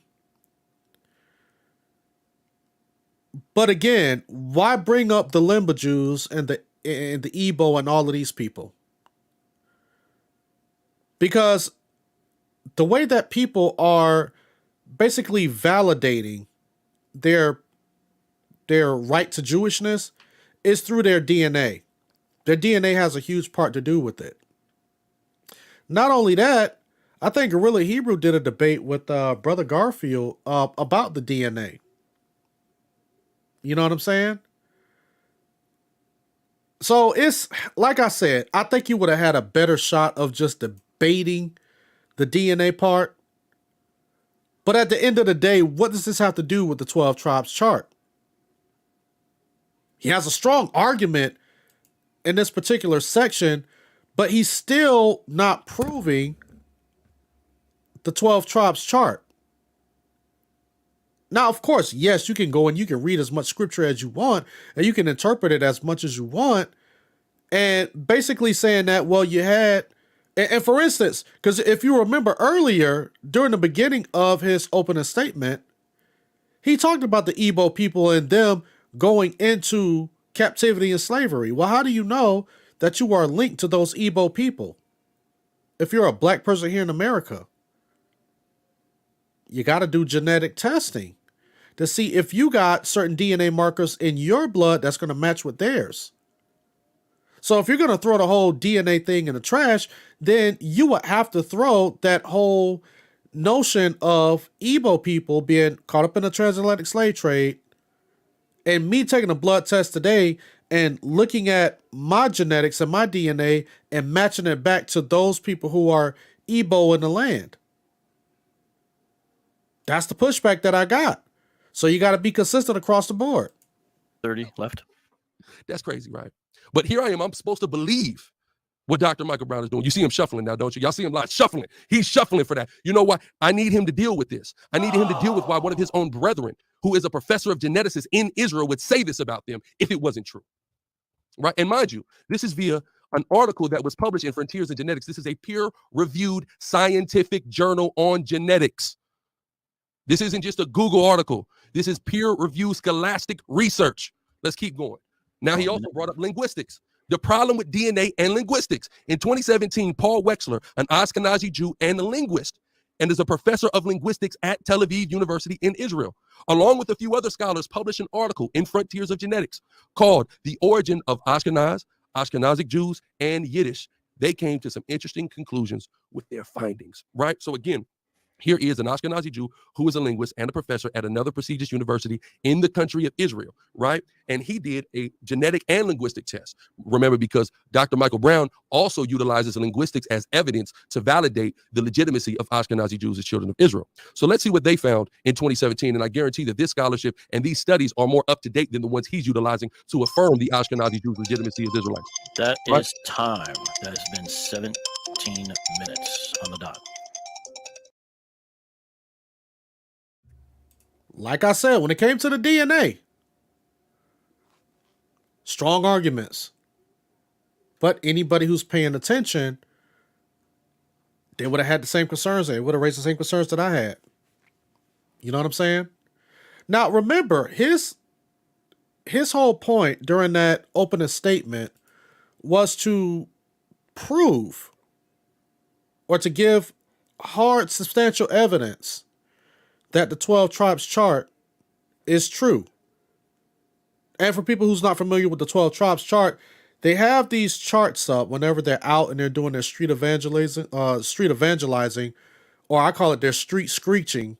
They have all of these different, I would say, different places on the chart where you got, if you're from Mexico, you're a part of Issachar. If you're black and if you're a black American like myself, then you're from the tribe of Judah. If you're from Jamaica, you're from this, from this tribe, and so on and so forth. It only points back to black and brown people, right? Hispanic and black people. That's what he was supposed to have been trying to show beyond a shadow of a doubt. This is where I thought he failed. But let's listen to Dr. Michael Brown's rebuttal. Let's check this out.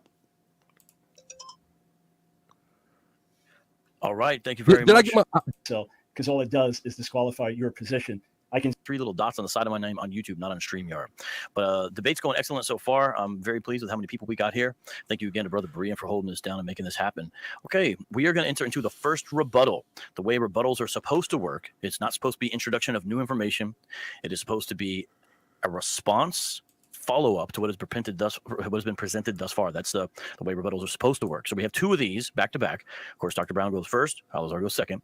And so it's 20 minutes total, 10 minutes each. So Dr. Brown, are you ready? Yeah, you guys your 10-minute go rebuttal. ahead and hit that like button. Please go ahead and hit that like button.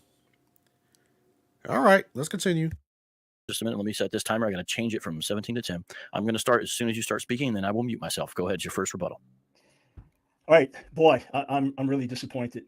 It even gets into personal attacks. You see him shuffle. Alazar, I thought you were going to step higher than that. I encourage you to do so because all it does is disqualify your position. I conceded nothing, forfeited nothing. And in point of fact, some of the points you make are bizarre beyond belief. Let's start with Harry Abramson. You completely misrepresented what he said. He did not say that the Jews go back to Onkelos, a convert, and the source from Jewish Virtual Library didn't say that either. Now, remember what I told you to remember, that certain part when he brought up Harry Abramson? And he said that this is what Harry Abramson wrote. This is what he was saying about the Khazars and the Khazarian theory and all of that. What did Michael Brown say? He said, you totally misrepresented him. And why did he say that? Let's continue to hear why he said that Guerrilla Hebrew misrepresented the information. Said things can be traced back to Colonibus in Italy. And then if you look to Harry Abramson, his most recent videos, you know that he says that the most recent major studies just from the end of last year, so absolutely up to date, have been released. All right. And this is by a large team of geneticists. They have said, yes, we can trace these people back to Italy in the 1st century, and then we can trace them genetically back to ancient Middle Eastern people. What you said about Onkelos is a name similar to Colonimus. That's all it is. It's not saying it's the same descent. All it's saying, where we find the name Colonimus earlier, there's a similar name to it in the Talmud, but others have different names for it. He's not tracing it back. You completely misrepresented what he said. Folks, check the sources. And you want to see if Harry Abramson agrees with all those. That is what you get from Black Hebrew Israelites. It's just a bunch of source spamming. They go to Google and they type in a few keywords. Black, Hebrew, Israelite, America, Jew, Khazar, and whatever information that they can snatch off the internet, they snatch it off and they'll put it in websites like Dante Fortson. Oh, I got 1,000 sources. No, what you did was that you typed in a bunch of Google keywords and did a whole bunch of cutting and pasting and put it on the website. That's what you did. That's why even when people go back and they check these sources, they're just like, yo, you just totally misrepresented the source. That source that you brought out was supposed to be supposedly proving your point. When you actually go and read the source, you see that it's totally speaking against their point. That's another thing. Whenever these guys bring out sources of information, I always go back and check it. Always do that, because you're going to run into this all the time. Absolutely not. And by the way, when I said Hebrew Israelites, I'm talking about the One West, those in the 90s identified actually as black Hebrew Israelites. Just for clarity, I'm not speaking of all Hebrew Israelites, because I know many of you have the sense to completely reject the bogus chart. I didn't mention the Igbos specifically, but remember, if what you're saying is true, if what Al-Azhar is saying is true, then the chart cannot possibly refer to legitimate children of Israel, because God said you'll be left scant, few in number. All right, not 400, 500, 600 million, whatever the total number would be. That alone disqualifies it. I want you guys, all right, I want you guys to read this. Read this on the screen, because this guy, Jay Thomas, said, I haven't gotten to the part yet, but Gorilla Hebrew said Michael Brown was saying he wants us to believe him because he's white and said so. Now, I want you guys to think about this. As we continue in this debate, I want you guys to let me know, because like I said, sometimes I got a bunch of wax in my ears and I can't hear good. And sometimes I'm a little slow, I'm a little slow. My brain doesn't work that well. Let me know if you guys have heard that come from Dr. Brown's mouth, because what Jay Thomas is saying is exactly what we played from that one guy who did the whole TikTok thing, right? Thank you, Brother Jay Thomas. Thank you, Brother Jay Thomas, for showing up. But yeah, y'all let me know if y'all hear that in this debate. Let's hear a specific response to that. Also, oral traditions were mentioned, right? Like the Lemba people. They're in South Africa now, Bantu-speaking background Lemba people. They had a tradition that they came from ancient Israel, and the Buba clan, particularly among them, that they were of priestly descent. And here's what DNA found. DNA found that a large percentage of their men, because it is paternal, is through the father that priestly descent is made, that a large percentage of the men had this Y chromosome that was unique. And they also did a survey of Jews who, through tradition of the centuries, have said, yes, last name of Cohen, things like that. They traced themselves back to the ancient priestly tribe and priestly family of Aaron. And when you actually go through it, what do you discover? That over 50% of Ashkenazi Jews and Sephardi Jews who identified as Kohanim have the same priestly gene as do the Lemba people. How does that happen? Because genetics can tell you certain things very, very clearly and can point to common origins in the Middle East. Again, you want a list of geneticists. This is the list I was looking for. This is on the most recent study. Some of the premier geneticists in the world. I can put it up for you. It's too much just to grab in 1 second and take me all day to read it. Some of the most prestigious folks in the world have said, yes, we can trace Jews back very accurately now, Ashkenazi Jews very accurately, to an ancient Middle Eastern heritage. Here's the other thing DNA can tell you, that the Ashkenazi Jews have things in common with other Middle Eastern Jews as opposed to with other Europeans on a higher level. Genetics can tell you that. So what genetics can tell you is very important. As for linguistics, the Hebrew language has been passed on through the centuries. The Mexicans have not been using it. The Haitians have not been using it. The Native Americans have not been using it. That's not who's been using it. The people who have been using it know how it's pronounced, know how it's been passed on. You have a completely butchered, manufactured version of Hebrew that is being used, LQ, right? Completely bogus. You can't even, how can you trust the people who can't even pronounce the language or come near a proper pronunciation of it, can't even recognize a mater lectionis, a mother of reading, a vowel letter, and make it into a consonant? How can you trust them to have other Listen, I told y'all, I've been telling people this. And like I said, I mentioned this in my last live stream, and then I mention it again, periodically here and there.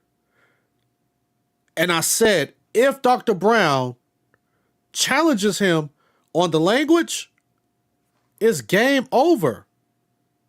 It's totally game over. Because Gorilla Hebrew does not know the language. And Lashawan Kadash is a made-up Hebrew Israelite language. And they say that this is what was revealed to them by the Most High God. So he revealed Lashawan Kadash to the Black Hebrew Israelites. But for the past 2,000 or so years, that wasn't revealed to anybody but the Black Hebrew Israelites. Roughly 2,000 years after Christ's death, burial, and resurrection. authentic truths. The fact is, there is nothing to connect the peoples of these specific tribes. Zero, except some bizarre taking a verse out of context to connect them to anybody on the 12 tribes chart. Let me go back to the PowerPoint if I can. Can we put that back up, sir? Just give me a second while, Brother Berean, can you get my PowerPoint back up? Are we able to put the PowerPoint back up? Are we able to put the PowerPoint back up? Okay. Well, tell you what. Give me just a couple extra seconds because we didn't get that. I'll just go back I'll pause for 10 seconds. Their time. All right. So, all right, we're good. I'll just read these things. I'll just read these things myself then. So Dr. Paul Wexler and some other Tel Aviv University professors were mentioned. Their views have been thoroughly discredited by a wide range of scholars, and that is commonly known. So the idea that Ashkenazi Jews are actually converts of the Khazars, which is another theory that comes up, at most, a small amount of them may have converted Khazars, and then they've been lost through history. 2 centuries later, the Spanish Jewish rabbi Chasdai Ibn Shaprut sent emissaries to inquire if the story was true. That's how little lasting evidence there was of this alleged massive Khazar. You heard what he just said. That you've actually had people who have looked into this to see if the whole Khazarian theory was true or not. And they have not found any evidence that is true. So that's why when you be hearing them talking about the whole Khazarian theory, what's the guy's name? What's his name? Kessler? Arthur Kessler? All of that garbage, all of that pseudo stuff. Majority of scholars, serious scholars, who have degrees and who have actually studied Jewish history know that the whole Khazarian theory is just a bunch of just garbage. Because people have actually looked into this and studied it. But here comes the Black Hebrew Israelites years later. Now they want to turn around and say that, oh, well, you know, this is where the Jews come from. So it's like before you guys even made that claim, people had already debunked that. Let's continue. Fair use. Conversion, let alone the Khazar Jews allegedly being the originators of Ashkenazi Jewry. And it should also be pointed out that the Khazar kingdom appears to have been destroyed by 1000 AD with no mention of Jews in that region after that for 400 years. And then linguistically, there is absolutely no linguistic connection between the Khazarian people who spoke a Turkic language, which is what Dr. Paul Wexler was trying to argue, and Ashkenazi Jews whose first language, Yiddish, is very close to German. Yiddish linguist and onomastic expert Dr. Alexander Bieder has stated the corpus of personal names and surnames borne by Jews in Eastern Europe during the last 6 centuries, as well as the Yiddish language as a whole, do not contain any link to Khazaria. Check the scholarly literature on it. Dr. Bieder has followed, not Dr. Wexler. And as for linguistic refutation, in the Jewish communities of Eastern Europe over the past 6 centuries, not a single Turkic name can be found in documents listing Jewish names. Even in documents from the 15th and 16th centuries dealing with Jews who lived in the territories of modern Ukraine and Belarus, no such names. And there is no connection genetically between Ashkenazi Jewish DNA, and Turkic Khazarian DNA. So when you dig a little deeper, you hear these bombastic claims being made. Yeah, let's put the PowerPoint down. I'm not actually using that, so thank you. You can remove that. PowerPoint down, please. Yeah. I didn't even know it was up. I was just reading from those other slides. So sorry if there was anything confusing there. But in point of fact, this is really simple. You look at the people of Haiti who are allegedly Levi. They don't observe the 7th-day Sabbath. They don't circumcise their sons on the 8th day. They don't teach Torah to Israel. Well, according to the word of God, that is their role. All right. So they are disqualified. When you go through tribe after tribe, if you go around the people of Central America, there is no longstanding oral tradition. They all come from the 12 tribes of Israel. And they are not Middle Eastern. The fact their color's a little darker, they're not Middle Eastern. There's no equivalency there. You know what it's like? Some of the proofs that Al-Azhar is raising, it's like saying, well, my last name's Brown, so that proves I'm brown. I must be brown skin. Or I wear a hood, so I must be from the hood. I mean, it's this kinds of ridiculous arguments that are being made. And as and see, and this is where Dr. Michael Brown was cooking. Ooh, he was cooking at this point. Al-Azhar had to round him up. And he was slicing, boy. He had the Ginsu out. Shing, shing, shing, shing. You know, like them like when you watch like those old karate movies and you got that ninja who got the 2 knives. Shing, shing, shing, shing, shing. Hibachi. He was making hibachi out of Guerrilla Hebrew at this point. And I mean, he should have. This was embarrassing. Because you source spam something that you didn't actually read and study up on, then you misrepresented the source. And then you also add racism to that. Man, please. Man, please. Heck yeah. Yeah, man, I'm talking about, boy, Benny Hanna. That's what we need to call Guerrilla Hebrew. Benny Hunters. We're gonna call him Benny Hunters. Shoot, I might want some Benny Hunters this weekend. Well, actually next weekend. I gotta go back to work this week. Fair use. As for people robbed and plundered, isn't it interesting that how quickly we forget that 2 out of 3 European Jews were slaughtered in the Holocaust, that 3 million out of 3 million Polish Jews were slaughtered in the Holocaust. My people, Ashkenazi, that we have been kicked out of country after country after country. Why are we back in the land? Because God in his mercy promised it, not because of us, but because of his mercy in Ezekiel, the 36th chapter, not because of our works, but because of his mercy. And hate crimes. Are you aware that religious hate crimes in America, the #1 targeted group is Jewish people? And you know what causes a lot of it? The kind of rhetoric that we hear in some of these radical Hebrew Israelite sectors. A minute It's 30. traced back directly to these very things on social media and beyond. Let me Now, again, this is where I got to be fair.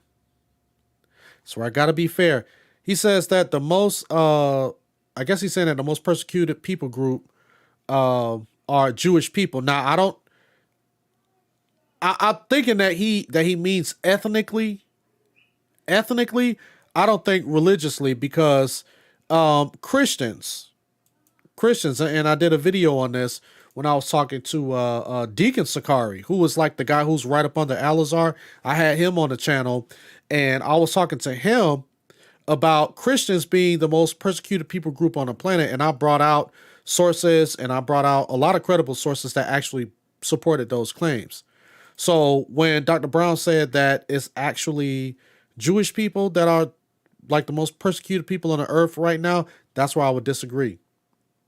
That's where I would disagree. I would like to see some stats on that. But again, comparing apples to oranges. Let's continue. also say, as for Ezekiel, it's very simple. He was to lay on his side 1 day each for the sins and iniquity of Israel, 390 years for Israel. So this is Israel's sin. He lays on his side for 390 days because of Israel's sin in the past, and Judah's sin 40 days. So the 40 years of their sin. Read it in Ezekiel 4. It's not a prophecy about the suffering of African Americans in the United States. It's not related to that anymore. And if you want to find the people on the earth right now, the most robbed, the most plundered, the most attacked, that would be Christians in countries like Nigeria, where they're persecuted by the Muslim majority, or Christians in countries like North Korea, where they're slaughtered. Okay, all right. He cleared it up. Okay, let's continue. You can't just say, well, because this fits, then we throw out the rest of history, we throw out the rest of tradition, we throw out DNA, we throw out genetics, we throw out all of that because a verse seems to apply to somebody somewhere. You can't do that. There's nothing scholastic, academic, truthful, accurate about it whatsoever. I would like to see some actual proof, not all the speculation, but some actual proof. That would be delightful. Thank you. All right, awesome. Thank you very much. Had about 10 seconds left to spare.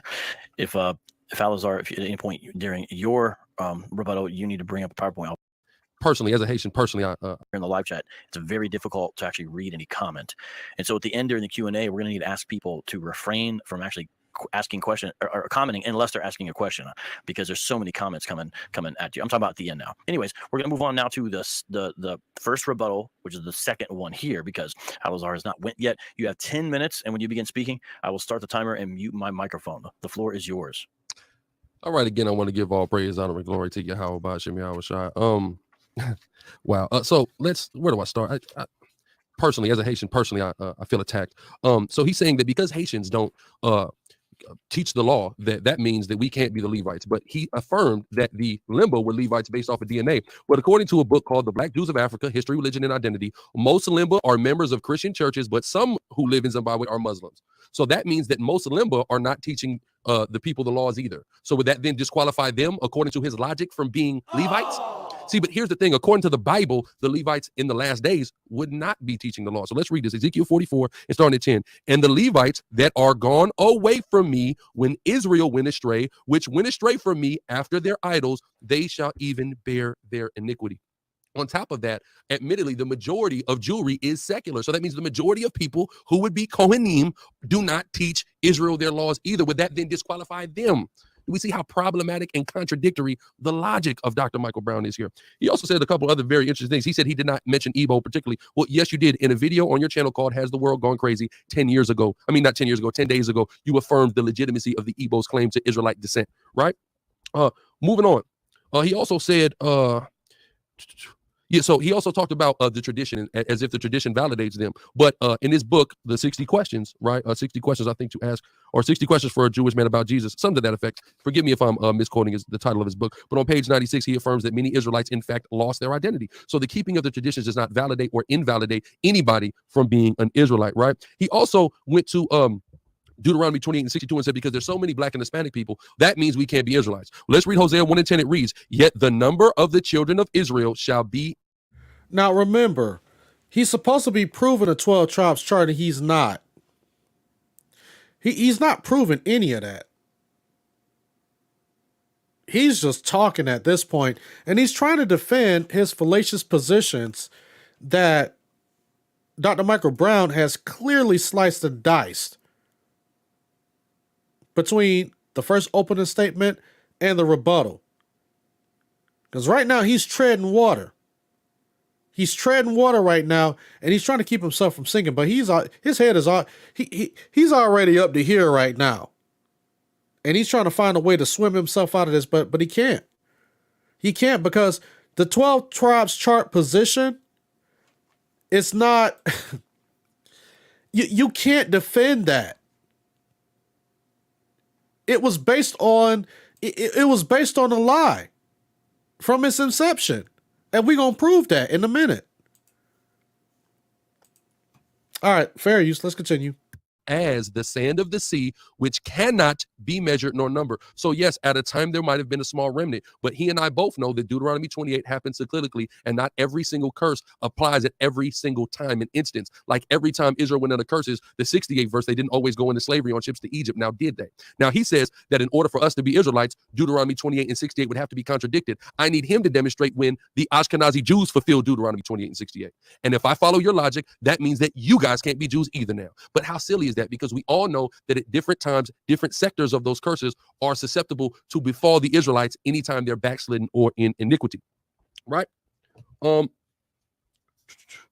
then also, I've not mentioned Khazars at all. So all that Khazar talk, he's just wasting time and beating up a strong man. I have made zero mention of the Khazars whatsoever in my argumentation. I'm actually taking a look at the research done by Ashkenazi Jewish geneticists and linguists, and we're looking at the conclusions that they are coming to. Nothing that he's saying as far as DNA actually disproves anything that I'm forwarding. He's just saying, I mean, the people who are saying we're Jews, we're related, and we have some link back to the Middle East genetically. None of that substantiates somebody as being an Israelite. I'm going to go now back to my presentation, if I could. Okay. There we go. Okay, perfect. Now, I briefly pause it. Here's the thing. This is against the rules of debate, because he wants to go back to his presentation. He should have had already done all of this. He should have done all of this. He's actually bringing out new information. He's bringing out new information. This is totally against the rules of debate, because in his first presentation, he should have already prepared himself and said everything that he needed to say at his opening statement and partially in a rebuttal. You see what I'm saying? So this is how you know that he does not know the rules of the debate. Because in your opening statement, you bring out all of the information. Now, then your opponent has a chance to rebut it. And if your opponent brings out some information that says, well, this is why I rebut your information, then you have another chance to answer him or her, right? And this is his chance to answer his rebuttal from Dr. Michael Brown. He's bringing out totally new information.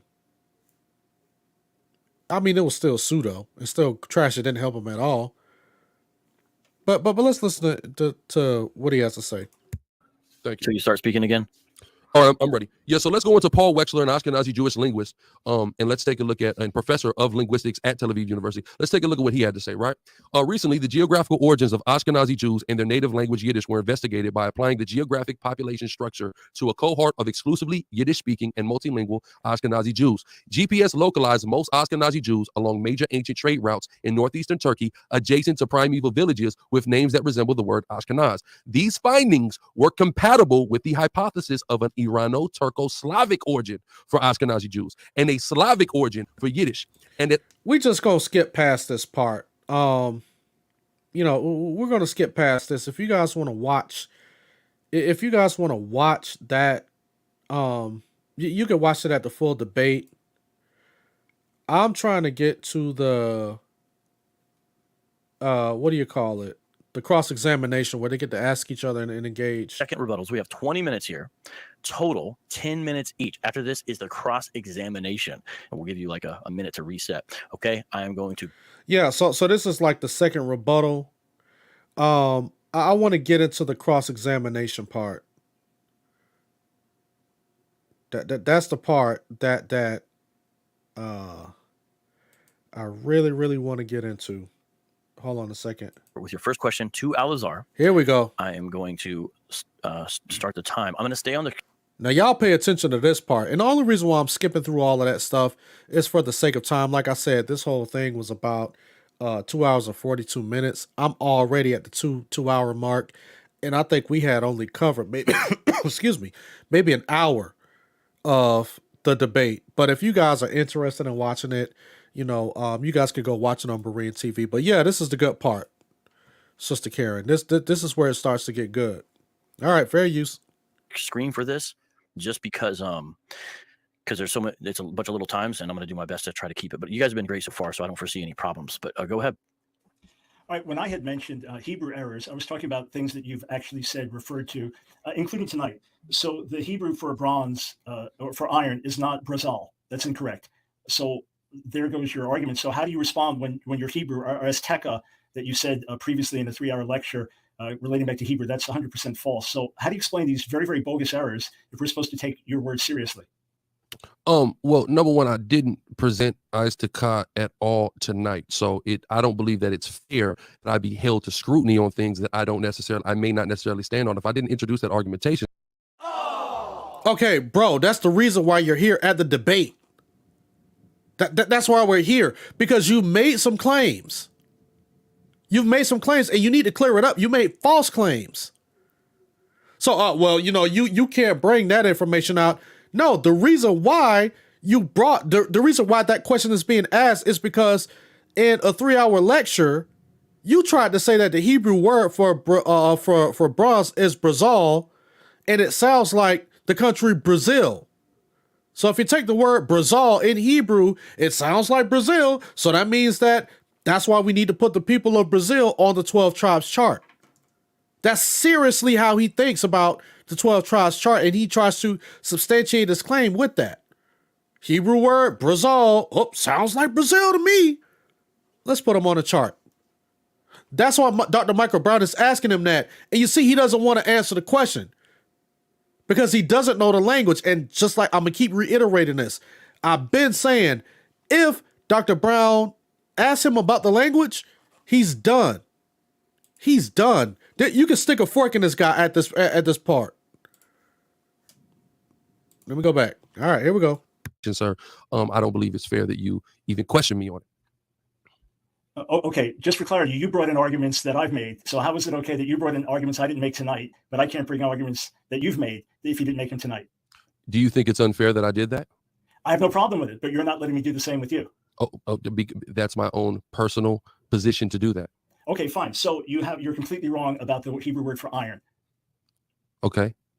All right, so we throw that out. All right, let's go over to Gad. I can't ask you a question, but you're just saying that. Well, the Hebrew is brazal. Anyone in the Listen, this man is arguing with a scholar who speaks the language. Dr. Brown speaks the language. I think he can even teach the language. You said the Hebrew word for, I'm sorry, I said bronze. I think the Hebrew word for gold is he said it's Brazil. Therefore, trying to connect it to Brazil, which is the reason why they put Brazil on the 12 tribes chart. And he's just like, can we agree that the way that you pronounce this was false? Will you admit right now that what you said was false? And he's trying to clean it up. So let's hear again.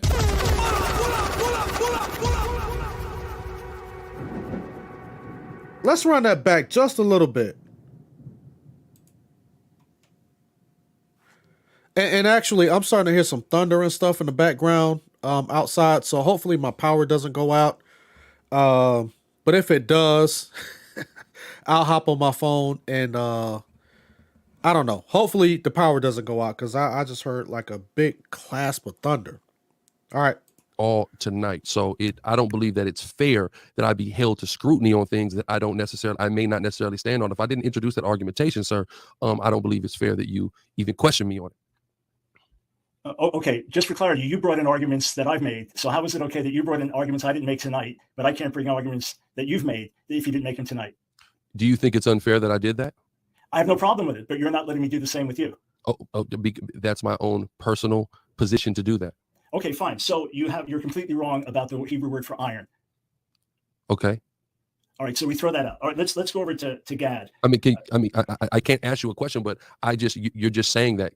Well, the Hebrew is Barzel. Anyone in the Hebrew knows it's Barzel. It's not Barzal. It's Barzel. Okay, so let's say I mispronounced it. I didn't pronounce it right. My point still stands as I'm just pointing out the eerie similarity that word has to Brazil, in which we say is of the tribal allotment of Asher. That was my point. Oops, I mispronounced it according to you.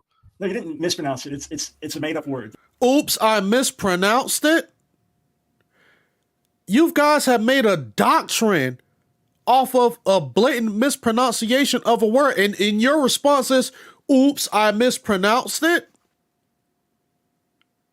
You got people following your cult off of a blatant mispronunciation of the word. And then when you had other people who didn't do a live debate like this, who've actually said in videos and said that, hey, you're mispronouncing these words.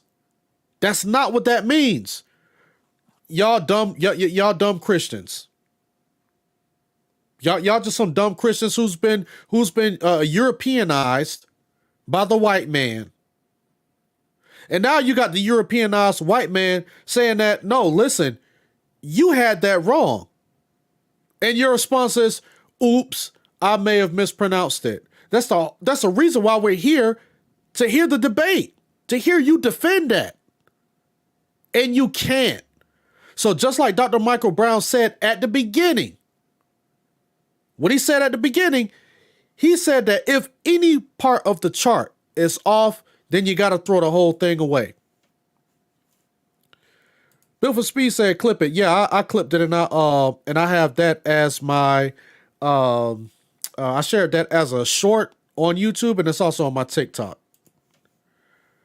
All right, let's hear some more of this. This is where it got good. That's number one. But okay, I don't want to ask. I can't ask a question, but just for the audience now, Brazil and Brazil. I mean, Barzel versus Brazal are two different words. The one made up, the second real. But it also says Barzel and Nechoshet. Okay, it mentions iron and it mentions bronze. Where's Nechoshet?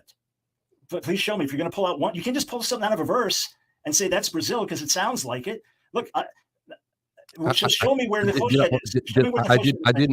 I didn't make the definitive statement that was Brazil. As I just said, I just simply pointed out the eerie similarity. That's all I did. Okay. Again, he pointed out the eerie similarities and then built the false doctrine behind it.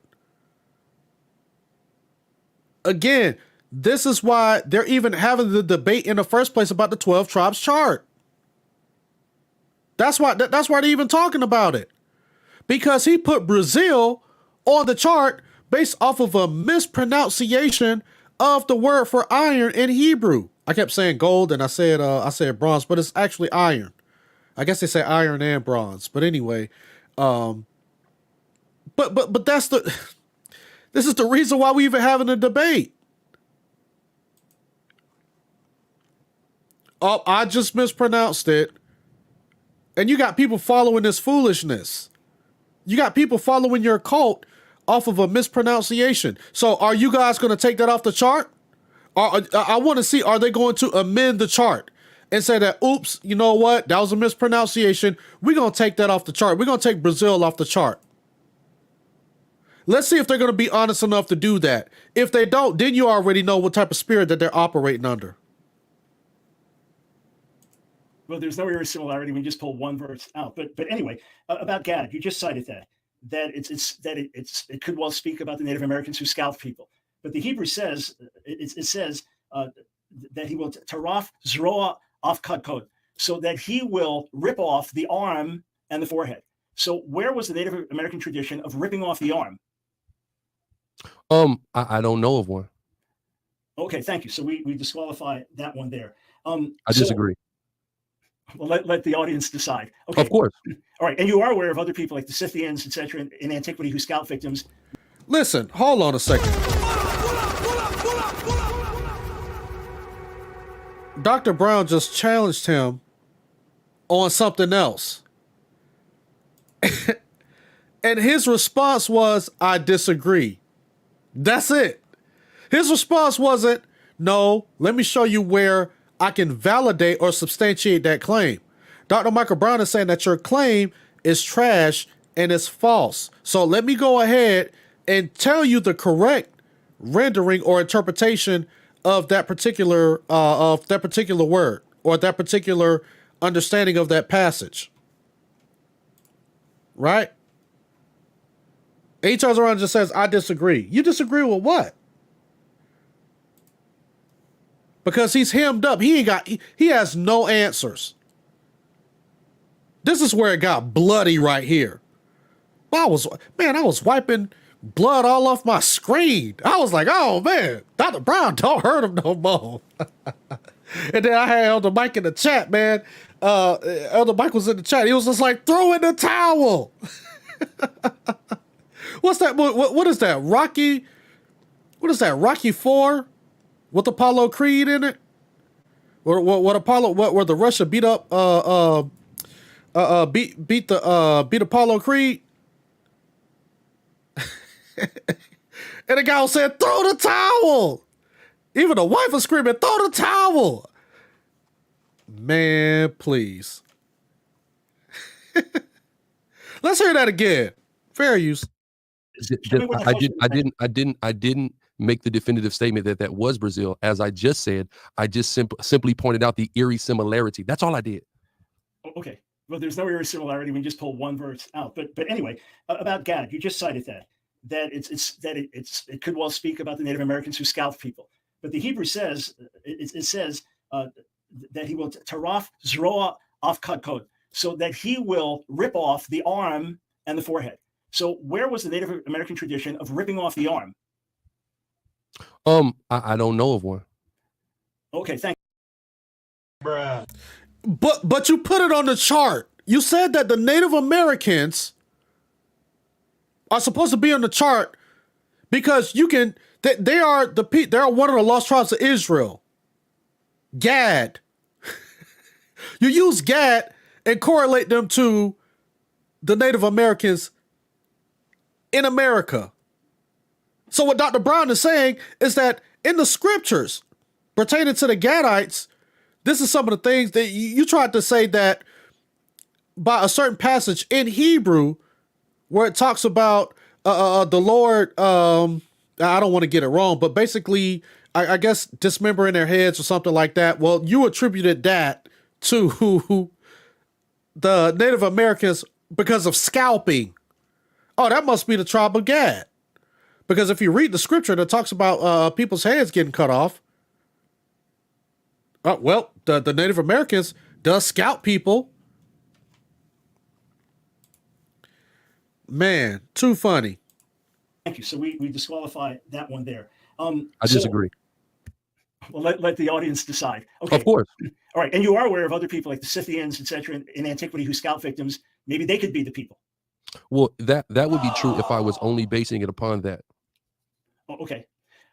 fine. Let others decide if you have any actual proof for the connection there. All right. So explain to me how, if Haiti is Levite and the Levites were mingled and scattered among all the tribes and then exiled with all the different tribes all around the world, how they end up all in one place off the coast of America? Well, Dr. Michael Brown, if you actually were familiar with people of the Caribbean, you would understand that the Haitian diaspora is one of the biggest diasporas in the world, and that there are predominant large groups of Haitians in the diaspora amongst all other Black and Hispanic people in the Americas, especially. I'm going to be presenting that here in my next round. No, I'm quite aware of that. And there are actually Jews scattered among all those peoples as well. But how did they all end up in one place, or so many in one place? That's never happened in Israelite history. How did it happen here? It's never happened in Israelite history. So how about when we take a look in the Bible, when the kingdom split and all the Levites who were in the northern kingdom then resorted to Rehoboam? That means there would be an influx of Levites in one particular place in Jerusalem or in the southern kingdom. All right, so then they would have ended up among the Judeans. And yes, and Judeans, you said, were African Americans. So that, just to be clear, so that means what? There would have been an excess of them coming from one place into another place. Okay, but didn't explain how they got separated and reunited. Okay, so yes, according to Genesis 17, God says that if you don't circumcise your son on the 8th day, you will be cut off from the people. So you're no longer an Israelite. So many of the people, almost everybody in the chart, has no tradition of circumcising their sons on the 8th day through the centuries. So then they're all cut off. They can't be Israel. I disagree. Well, the floor is yours. Explain. I disagree. That's all I'll say. I disagree. All right. I would say you're disagreeing with the word there. All right. So I would say you disagree with the word several times. No answers. You've been teaching all of this false information all of these years. And then now when you got somebody who's actually hemming you up on this, I just disagree. I don't want to talk about it. Nah, you've been talking. You've been talking for all of this time. Now you don't want to talk about it? You've been feeding people all of this false information, and you claim that you've been feeding your people, the Black people, truth. And now when somebody is challenging you on it, you don't want to talk about it. Oh, I just disagree. And people actually say that this guy won a debate.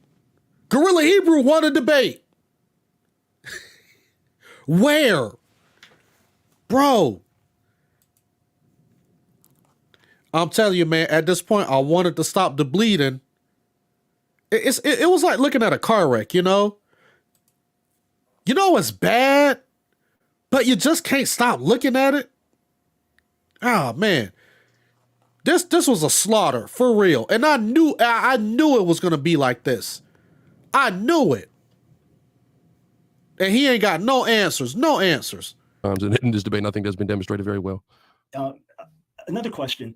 If the facts are on your side, why couldn't you avoid for one simple night race baiting? Why did you have to make this about race and now try to appeal to emotion to just get people to not listen to me because I'm white? Why couldn't you just stay with facts, evidence? To me and to many others, it seemed like a concession that you knew you were sinking and you had to just rely on something to appeal to people's emotions. Why couldn't this avoid race? I've avoided all personal insult and told people to give you a listen, to give you a hearing. Why couldn't you avoid race in terms of the personal attack? When you're a part of a group of people who have suffered like the true children of God, maybe then you'd understand. I have been a part of people that suffered like the true children of God, but if that's an excuse for race baiting, okay. So explain this just so I can understand your own thinking here, sir. You keep referring to yourself as a priest, high priest. We know I never said high priest. I never said high priest. My apologies, sir. Priest. Okay. So chief priest, have you referred to that? Yes, sir. Okay. Well, chief priest and high priest were similar, but in any case, no. I apologize for misrepresenting. Cohen Godel and Cohen Resh is different, no? Okay, fine, but the chief priest was the high priest. Either way, but that's fine. You don't refer to yourself as high priest. All clear. So we know that priesthood came through the father, paternally. We understand that. But we also understand that according to Ezra 9, that if a priest married a foreign woman, that the foreign woman and the children were to be put away because they were disqualified. So we know your mother was white. You've been open about that. So just in your own thinking, and according to scripture, doesn't that disqualify you from being a priest? Well, no, all we have to do is actually take a look at that situation. So we could go nowhere in the Torah and actually demonstrate that precedent. Even when we take a look at the priests of Moses' sons, right? We know Moses' sons had a foreign mother. We clearly see in 1 Chronicles 23 that Moses' sons are named for the tribe of Levi. So they were never disqualified, and they were also the priests who were set over the treasury of the temple. So that never disqualifies them. Additionally, though, we see a situation in Ezra where Ezra makes a judgment call predicated upon what was going on at that time, right? What was going on at that time was there was a bunch of Israelites who were taking foreign wives, who are allowing those foreign wives to dictate the spiritual system in which those children and the culture and customs that those children were being raised in. So Ezra at that time took matters upon himself and did something to clean the Levites and the priests at that time. But we cannot go to the Torah and see that as the mandated word of God, that's how that situation needs to be handled. Okay, About 2 minutes. We have about 2 minutes left. And again, I'm sorry, but this is where I kind of had to give him his props on that. I kind of had to give him his props. I mean, he did a good job answering that question. He did an excellent job answering that one particular question. But just because you're on the ground and you get him pummeled, and because you get one little punch in, that doesn't mean anything. So that's 2 points that I give to Elazar, right? The first one is trying to remember, what was the first point? Okay, the DNA thing, right? So the DNA thing, and then the thing right here with a chief priest with a foreign mother, right? But other than that, we just got to continue. Now, here's the thing. I don't know if Dr. Brown did not answer because, number one, he either didn't have time to get into that, or number two, Elazar was correct. Now, this is something that I would have to look into to see if he's actually correct, because he could be off. But I don't think that Dr. Brown really wanted to respond to that because, of course, he has a slew of questions that he wants to ask in order to get to the main point of the debate, right? But I will say the way he answered that, I give him another point. All right, let's continue. Got it. All right, so you brought in Edom and claimed that I have descent from Edom somehow, but then that would give me Middle East descent, and then you use others arguing that there is no Middle East descent for Ashkenazi Jews. So which one do you hold to? Middle East descent or not? It's not about whether I hold to Middle East descent. So just to be clear, Dr. Michael Brown, I do not agree with the DNA argumentation whatsoever. So I was bringing different studies that were done by different Ashkenazi Jews that disqualified or contradicted the DNA evidence that you were attempting to bring in. That's all I was doing. That doesn't mean I hold to any of those things. I'm using it to disqualify the DNA argumentation entirely. All right, okay, all clear in terms of your methodology. So folks, you'll have to decide whether you listen to geneticists or not. But that's fair enough in terms of what you were doing there. So you do believe that Edom was white, but we know, of course, that he's referred to as Admoni, which is red, which is exactly how David is described, Admoni. And that's also how Solomon in the Song of Solomon is described as Admoni. So wouldn't that make David and Solomon white as well? No, sir. So, of course, when we take a look at the color spectrum, we know that red has various different shades, over 50 shades of the color red. So we would have to look at the context of each one of those scriptures to determine which shade of the red that was being referred to. And I believe the red like a carry garment gives us an idea when we take a look at antiquity. Of course, I'm sure you're familiar with the Kermes dye, if I'm pronouncing that correctly, that was taken off the trees of the Mediterranean from the blood of worms and utilized to dye garments. That's blood red. So that's why, because of the context clue that is in that verse, we come to the conclusion that Edom was Caucasian or Esau was a Caucasian versus what we see the description of other people throughout the scripture. If Caucasian is white, then how do you get the word red, and how do you apply that to white people? That's what I want to know. How do you apply the word red to white people? I just, for the life of me, that's just, yeah, correct. This color stuff is stupid. I don't know. That's always stumped me. Are you aware that the text does not say that he was red like a garment, but that he was red and hairy like a garment, that the garment is referring to the hair, not to the color? Are you aware that that's how the Hebrew text reads? I would disagree. Fair enough. So when you keep referring to me as a scholar and then dismiss everything I say and then appeal to the race card, where is the respect for the scholarship? Now, again, let's do that again, man.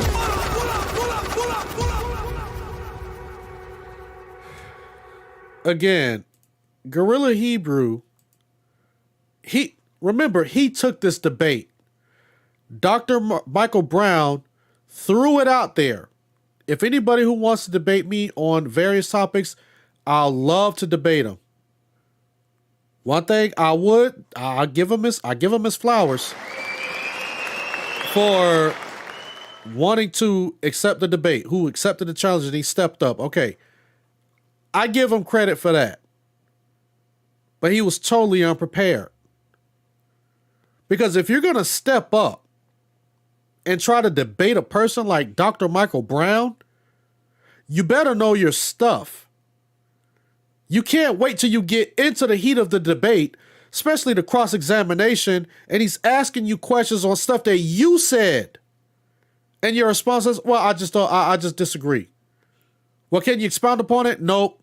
I just disagree. But you got so much to say when you out there on the street corners talking mess. You got so much to say on your live streams and on your videos. Why you don't have that same energy when you're being cross-examined about the stuff that you said? These are cult leader tactics. This is what cult leaders do. I respect all people to a degree, right? But that doesn't make you 1,000% right simply because you have a piece of paper, sir. I didn't say 1,000% right. That wasn't the issue. Thank you. That's our- Okay, my time's up. Yes, final question. We always let the last question play out and finish. Okay, we're going to reset now. Thank you for that, everyone, very much. For the most part, we did just what we're supposed to do, and I appreciate everyone involved. We have 10 minutes now for cross-examination, and it's going to be Alazar's turn to ask Dr. Brown questions. Just give me a second to reset my time. Hey, you guys go ahead, hit that like button. Hit that like button as you guys come in. I appreciate it. Hit the like button. Thank you. All right, let's continue. Timer first, please. I'll make sure I got that, and then you can go. Okay, I have it now, so when you speak, I will start the timer. All right, Dr. Brown, you affirm that the Jews are under curses, right? Can you demonstrate the curses of Deuteronomy 28 that are presently affecting the Ashkenazi Jews? Sure. Right now, to this day, we are the subject of hate crimes on a higher level, religious hate crimes than anyone else in America. Very sadly, many times at the hands of African Americans, the levels of anti-Semitism worldwide are as high as they were before the Holocaust. Jews have had to leave France. Jews have had to leave Russia. These are Ashkenazi Jews, and for the most part, they've had to leave England. Right now, within Israel, Israel is surrounded by hostile enemies 24/7, and there's constant attack. So we've suffered these things. Now, you and I would agree that the curses don't have to apply to every single person at every single time. You quoted Hosea 1, for example, about all the blessing that's being experienced. And you've elsewhere referred to say, Judah, everyone will praise Judah. So look at how everyone looks to African Americans, etc. But by and large, if you want to look at a people who has suffered over the centuries around the world, watch Fiddler on the Roof. That's been life for Ashkenazi Jews for centuries, persecuted, hated, impoverished. So yes, there are good things that happen in our midst, just like good things in African American Hispanic midst. But yeah, we've suffered terribly and continue to. Okay, so I don't know if you understand my question, Dr. Brown. I said you affirm Jews are under the curses. Can you demonstrate the curses of Deuteronomy 28 that are presently affecting the Ashkenazi Jews? That does not mean bad things happening to them. I need to know the verse that corresponds to what you're describing in Deuteronomy 28. Sure. Let me pull up the text and we'll start going through verse after verse. And by the way, again, you said that some of these happened historically. Absolutely agree. Much of it has happened historically. For example, being sold in slavery back to Egypt, that happened historically. I'm not the one who brought up the contemporary argument about that. That's been brought up to say, well, it refers to African Americans sold into American slavery. So obviously you reject that. So let's just go back. It doesn't have to be to this moment. Let's go back to what happened in the Holocaust, recent history. Cursed shall you be in the city, cursed shall you be in the country. Wherever you were as a Jew, you were persecuted as a Jew. Cursed shall be your basket, your kneading bowl. Jews were put under starvation diets in the concentration camps and in the ghettos. Hundreds of ghettos where they were deprived. Cursed shall be the issue of the room, the produce of your soul, the calving of your herd, the lambing of your flock. Jewish babies were thrown into the fire alive just because they were Jews. Cursed shall be your comings, cursed shall be your goings. This was the circumstance for a period of intense years. The pogroms in Russia, where Jewish communities were decimated, the Lord will let loose against you calamity, panic, frustration, all the enterprises you undertake. All these things and more happen in horrific ways. Yeah, and shout out to Super Jam for bringing that up. Now, you see where Gorilla Hebrew is just like, well, we don't want to talk about all of the bad things that happened to you guys to kind of prove that that's the curses, but they turn around and do the same exact thing, right? So just like Super Jam says, he says, isn't the entire point of the curses that bad things are happening to them now? That uneven scales. That's why I'm just like, yo, when it comes to the whole Hebrew Israelite thing, that's why I'm like, boy, they are on a totally different level. And I'm not talking about on a higher level. I'm talking about, man, these folks, they have a totally different way of thinking. Which is beyond me. This is definitely a spirit. And it is a spirit not of the Most High God. This is a spirit from below. This is a spirit from below. This is of the devil. Level in the Holocaust, that's far more recent than the slave trade. The fact is, Dr. Brown, I asked you very, very explicitly, presently, like you mentioned starving in the ghetto, like blacks and Hispanics are starving in the ghetto as we speak. So I asked you very specifically, presently, can you demonstrate what curses of Deuteronomy 28, the Ashkenazi Jews presently are under, because you said the Jews are presently under curses. Thank you. Yeah, so let me come back to this. Barack Obama was president of the United States. There are black Americans who are leading citizens in our country. Dr. Brown, can I please speak? He's Kenyan. He's Kenyan. He's not a descendant of slaves, just for the record. Okay, so there are plenty of prominent African Americans that would go back, according to you, to Judah. This doesn't answer my question. Let me speak. You are not all presently under a curse. So I pointed to Jews in France right now who are persecuted, who are hated, who are being killed. Jews in England, rising tide of anti-Semitism. They're being harassed. They're being beaten. They're being attacked. It's been a history in Russia. So these things are currently happening. But again, you said during the debate that this does not have to be for all people present today. You want to have it both ways. You want to talk about all the accomplishments, how many good things are happening. Mexicans in Mexico right now are not suffering all these curses. And I want Central Americans in Central America are not suffering all these curses. So you've got to be consistent in your application. Dr. Brown, for the record, I just asked you to identify a curse that is presently affecting the Ashkenazi Jews. I didn't say all of them had to. Notice that you didn't demonstrate any. So now I move on. You affirm that there are both black and Hispanic Jews. Can you demonstrate the curses of Deuteronomy 28 that the black and Hispanic Jews are currently affected by? Hispanic Jews currently under these types of curses, not aware in particular at the moment, or black Jews specifically under these curses. For example, the Lord will make pestilence cling to you until he has put an end to you in the land that you are entering to possess. The Lord will strike you with consumption, fever, and inflammation, with scorching heat and drought, with blight and mildew. They shall have. That's not happening to Hispanic Jews or black Jews or the people on the chart specifically. These are things that have happened in history. That's the whole point. They've happened in history. And if in fact the people on the chart, it's accurate what you're saying, then they're not scant, they're not few. They have grown and grown and grown, which would be a sign of the blessing, which would mean that we're all back in the land if we were blessed. So all these Israelites should be back in the land now, if what you're saying is true, because you're experiencing this massive blessing of hundreds of millions of people. Again, it's the massive inconsistency. You want to take a verse from here, turn it around, a verse from there, turn it around, and then hold me to a completely different standard. All I'm asking is you to be consistent. Consistency. Funny you say that. Yesterday on your show, you said there will be no future exiles for Israel. But in your commentary on both Jeremiah 23 and Jeremiah 30, you refer to a collective deliverance from oppression for both kingdoms by the Messiah in the last days to bring them back home. How can that be true and the Ashkenazim be Israelites? Well, very simple. We're not all back in the land. I absolutely said there's not going to be a future exile from the land. All the Jews kicked out. I hold to that. Nothing I said in my commentary. I wrote the commentary. Thank you for reading it. I'm quite familiar with what I said. When the Messiah returns, there will still be exiles in different parts of the world. Ashkenazi Jews, Sephardi Jews, Lemba Jews, and it could be you. I don't know your background or history. That may still not be back in the land. So those that are still outside the land will be brought back. I'm really surprised by the question, actually. Okay. Maybe I misunderstood you. Now, are Edomites from the Levant? Sure. Were Edomites converted to Judaism? There was a small group there. There was, Herod was one of them. There were some Edomites who were forcibly converted. Yeah. Right. So would that mean that that there could be a portion of Edomites that would have DNA, linguistic, and traditional evidence that could link them to being Jews, similar to you guys? No, linguistically, no, because Edomite would have been a different dialect, like Moabite was a different dialect, etc. So it was a different Semitic dialect than Hebrew. That's number one. Number two, the Edomites that became part of the Jewish people, this was before the time of Jesus. So if you have legitimate Israelite blood, that could go back to you. All right. So but you've got this little trickle that came in. There is zero way to connect me back to Edom other than rhetoric and race baiting and things like that, or even to make him into a white man, to be candid. Zero whatsoever. So there's zero way to connect you back to Edom, who lived just south of Israel, and then who a portion of them converted into Judaism and at least spoke a Semitic dialect. any more than to connect Edom to you. Maybe there's a connection there to you. Perhaps you're an Edomite. What tribes are the black and Hispanic? So that's what I'm saying. That's where Gorilla Hebrew cut himself. You know, he's trying to set the standard of Edomite, not realizing that if you trace your lineage back far enough, you could be a descendant of an Edomite, which would mean that you can no longer be high chief priest of the Sakari. And then now you don't really fit the curses. You don't really fit Deuteronomy 28:68. And all of that stuff about Edomites going to die and y'all going to have them as slaves in the kingdom. Now you could possibly be one of those people who's going to be a slave because of your Edomite bloodline.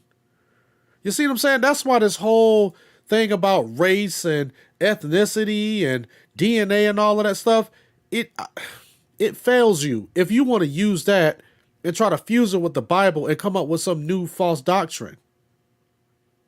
Because all of those things can be turned right back around on you. Jews from? We don't know. It's virtually impossible to trace tribal lineage. There's some that have claimed that there's a way to trace back some Judeans to a Davidic root. The most certain thing we can do is with priestly peoples. So Ashkenazi and Sephardi and Mizrahi and Lemba priests do have a common ancestry that goes back about 3,000 years, apparently to Aaron in the Middle East. But there's no way to trace the other tribes. There are some Jews, for example, Mizrahi Jews who've lived continuously in Iraq or Iran until 1948 that could trace things back pretty well, and they may have some family traditions, etc.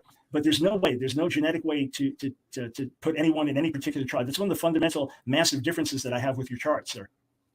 Okay. So when did the 430-year judgment of Ezekiel 4 happen to the Ashkenazi Jews? Yeah, so it looks like the last question here. I'll try to get my answer in. You're misreading it. It's saying that there are 430 days that Ezekiel is to lay on aside because of the 430 years of sin of the northern kingdom. So for every year of sin of the northern kingdom leading up to that time, he is to lay on one side. And then for the sin of Judah, for those years leading up to that, those immediate years leading up to it of such terrible sin, he's to lay on his other side. It's not a prophecy about future judgment coming. Rather, he is commemorating the past years, the past centuries of sin of his people, and he's laying on one side or the other because of that. Do we have that? Was the last question. You have 5 seconds left. I'm good. I'm good. And that's fine. Okay, excellent. All right, so that was the end of that particular section. That was the cross-examination. They are going to go into the final, what do you call it? It is the closing response. But like I said before, if you guys want to go ahead and watch the rest of the debate, you can watch that part. But this is what I wanted to touch on right here, because I brought up a question. During the debate, and it was answered. Okay. Elazar attempted to answer it. And I'm going to show you why I asked this particular question. Right? And his answer is going to be very interesting. So I want you guys to really pay attention to this part. And then after this, we're probably going to wrap it up and get up out of here. Fair use. Chromosome that's found among Lemba priests, Ashkenazi priests, Sephardi priests, and if Elazar is a priest, it's not guaranteed he'd have it, but at least 50% chance that he'd have that Y chromosome. That is all traced back, and it goes, boom, back into a common Middle Eastern ancestor 3,000 something years ago. So you can figure out who that ancestor was, right, or where it's pointing. But that's how it's done. You look at people groups that are there, people groups that have been dispersed, because there's a lot of history that tells you where people have come from, and the DNA can then confirm it. Elazar, would you like to respond? No, I will not. Okay. Next up, I see you have one on the screen from Alton Johnson. This is to you, Elazar. Was Chief of Chiefs Naphtali of the original One West wrong when he said the chart was a way of lore used by Hebrew Israelites? Alton Johnson, of course he was wrong. All you have to do is just scrutinize the clip that you watched, right? Number one, he said that Abba Bivens or Elder Bivens came up with the chart. Anybody who knows the history of One West knows Elder Bivens never proclaimed a chart. The chart comes from REI after the death of Abba Bivens. That's number one, right? Number two, the man in said video is trying to criticize the 12 tribes chart while claiming that he knows that he has descent from the tribe of Naphtali. right? So that should take away credence from his argumentation. Then the man calls himself chief of chiefs. So there's clearly a motivation of him to establish himself in preeminence, which is why he's attempting to put mud on the legacy of One West, and he does it in a way that is verifiably untrue because, again, Bivens never came with the chart. The chart did not come out until after Bivens died, so that was an outright lie. And coincidentally enough, the man died shortly after. Hold up. I just caught that.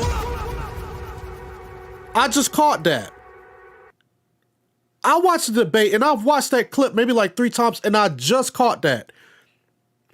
Did he just say that chart didn't come up until after Abba Bivens died? Oh, that might be a problem. Hold on. Because if the chart didn't come up until after Abba Bivens died, then what Dr. Michael Brown said at the beginning of the debate about the chart being a modern invention, he was right and Alizar is wrong. So therefore, Alizar loses the debate on that. He loses the debate just on that point.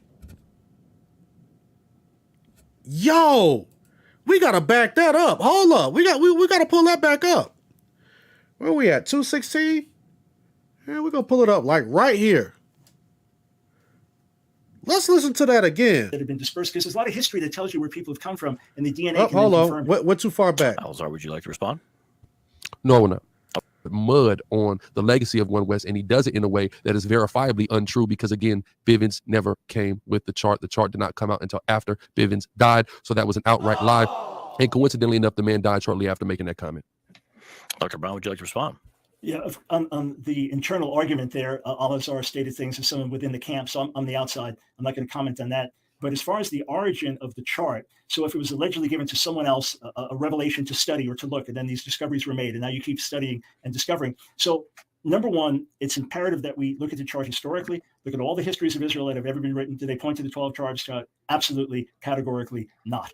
Right, that's first thing. Second thing, we then look to see, okay, do the scriptures tell us who the Jewish people are? And they do, and we can identify that. Again, you look at the ones who, in spite of persecution, suffering, being cast out around the world, still followed the God of Israel and were faithful to the traditions despite terrible suffering. It's not a mystery. Okay, excellent. Next question is for you, Dr. Brown.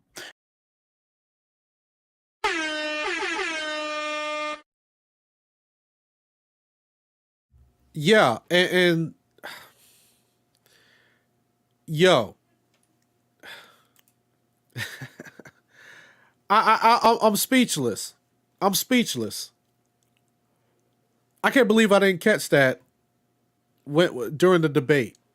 And the thing is that when that debate was going on, I was doing like a couple of things at that point, but I heard the answer and I heard Michael Brown's response, and I totally agree with Michael Brown and how he responded to that, right?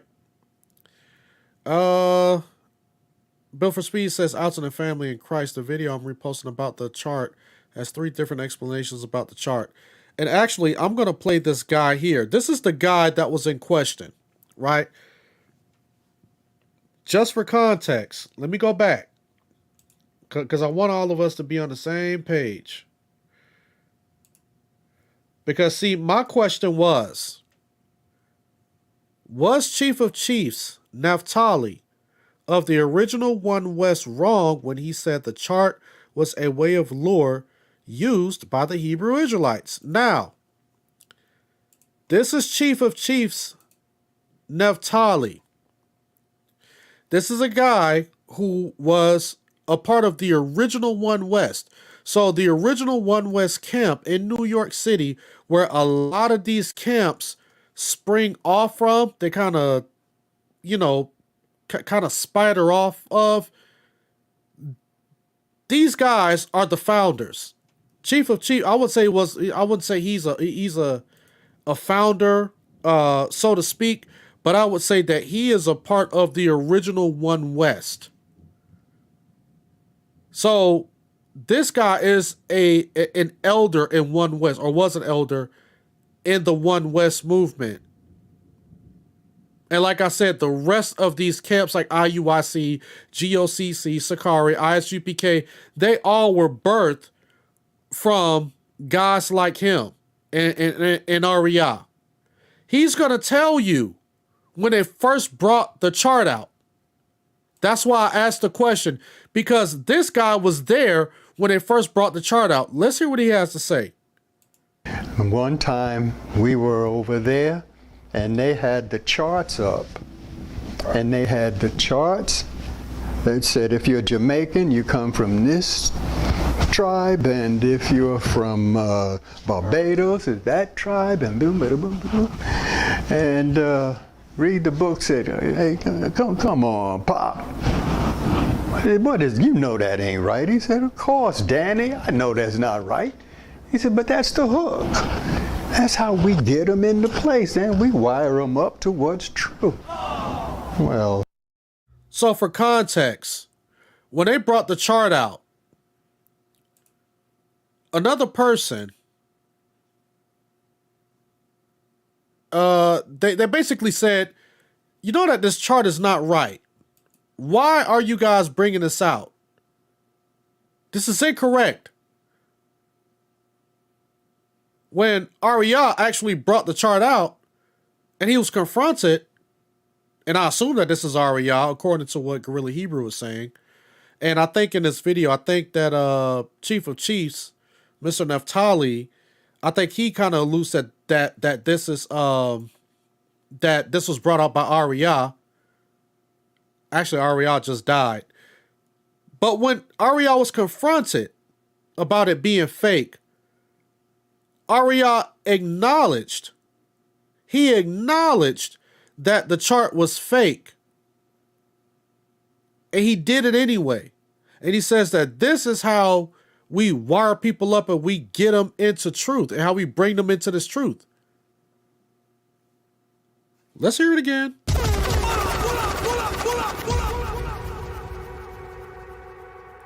All right. Let's try this one more time. Let's go back. Let me see. Is this it? That's not right. Okay. Then we got to go back just a little bit more. Said, hey, come. Nope. I think it's like right here. Oh, I'll back it up just a little bit more. Here we go.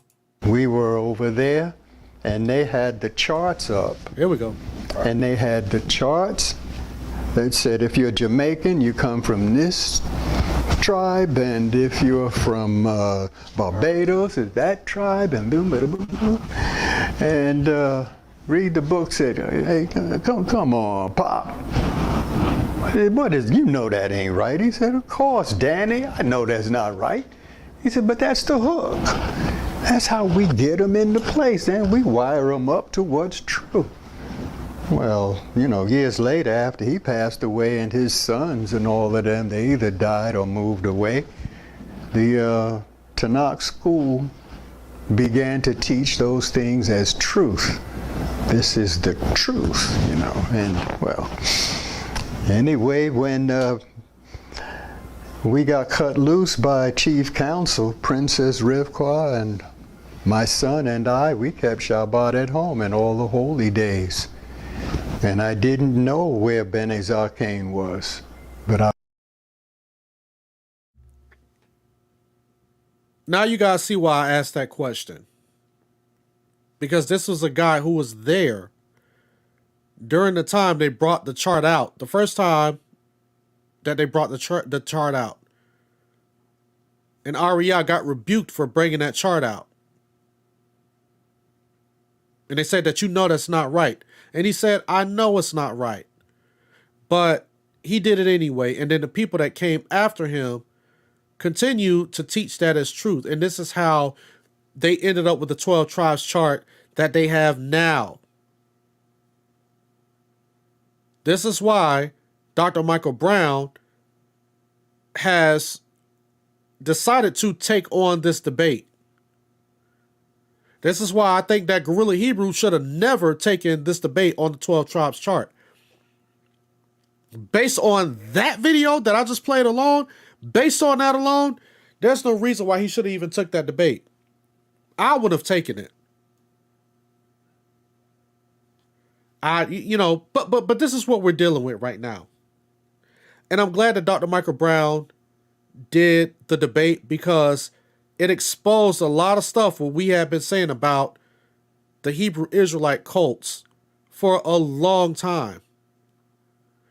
These are the points that we've been bringing up. This ain't the first time that anybody should have seen that clip. As a matter of fact, let me do this. I didn't plan on doing this. I'm going to hurry up and get up out of here in a moment. I brought this up a couple of times. And actually, I'm going to play one of my playlists. Let me go ahead and share my screen. Real quick. Where we at? Here we go. This is my Negroes. This is my Negroes to Hebrews 4-part video series, right? If y'all haven't seen it, go and check it out. I discuss the Deuteronomy 28:68 claims, the 400-year prophecy, and the Hebrew Israelite DNA claims, right? This is the intro that I made. All right? So this information been out there. Y'all check this out. We've been in captivity for 400 years. We've been denied our heritage, our land, what rightfully belongs to us as a people. David Anderson and Francine Graham were both found dead after that hours-long standoff with police. Sources telling us that Anderson was a one-time follower of the Black Hebrew Israelites, a fringe group labeled as a hate group by the Southern Poverty Law Center. Go ahead, get them right there. Y'all doing that. That's what I'm talking about. As a couple, keeping the boots of the prophets of the Lord. None of that. Push on up. One time we were over there and they had the charts up.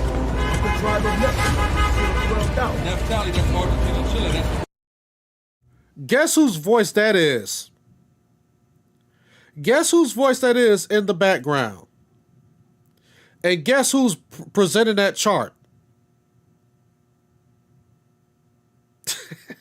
Y'all take a wild guess of who's teaching that chart on the side of the road. Come on, Pop, you know that ain't right. He said, of course, Danny, I know that's not right. He said, but that's the hook. That's how we get them into place, and we wire them up to what's true. We've been in.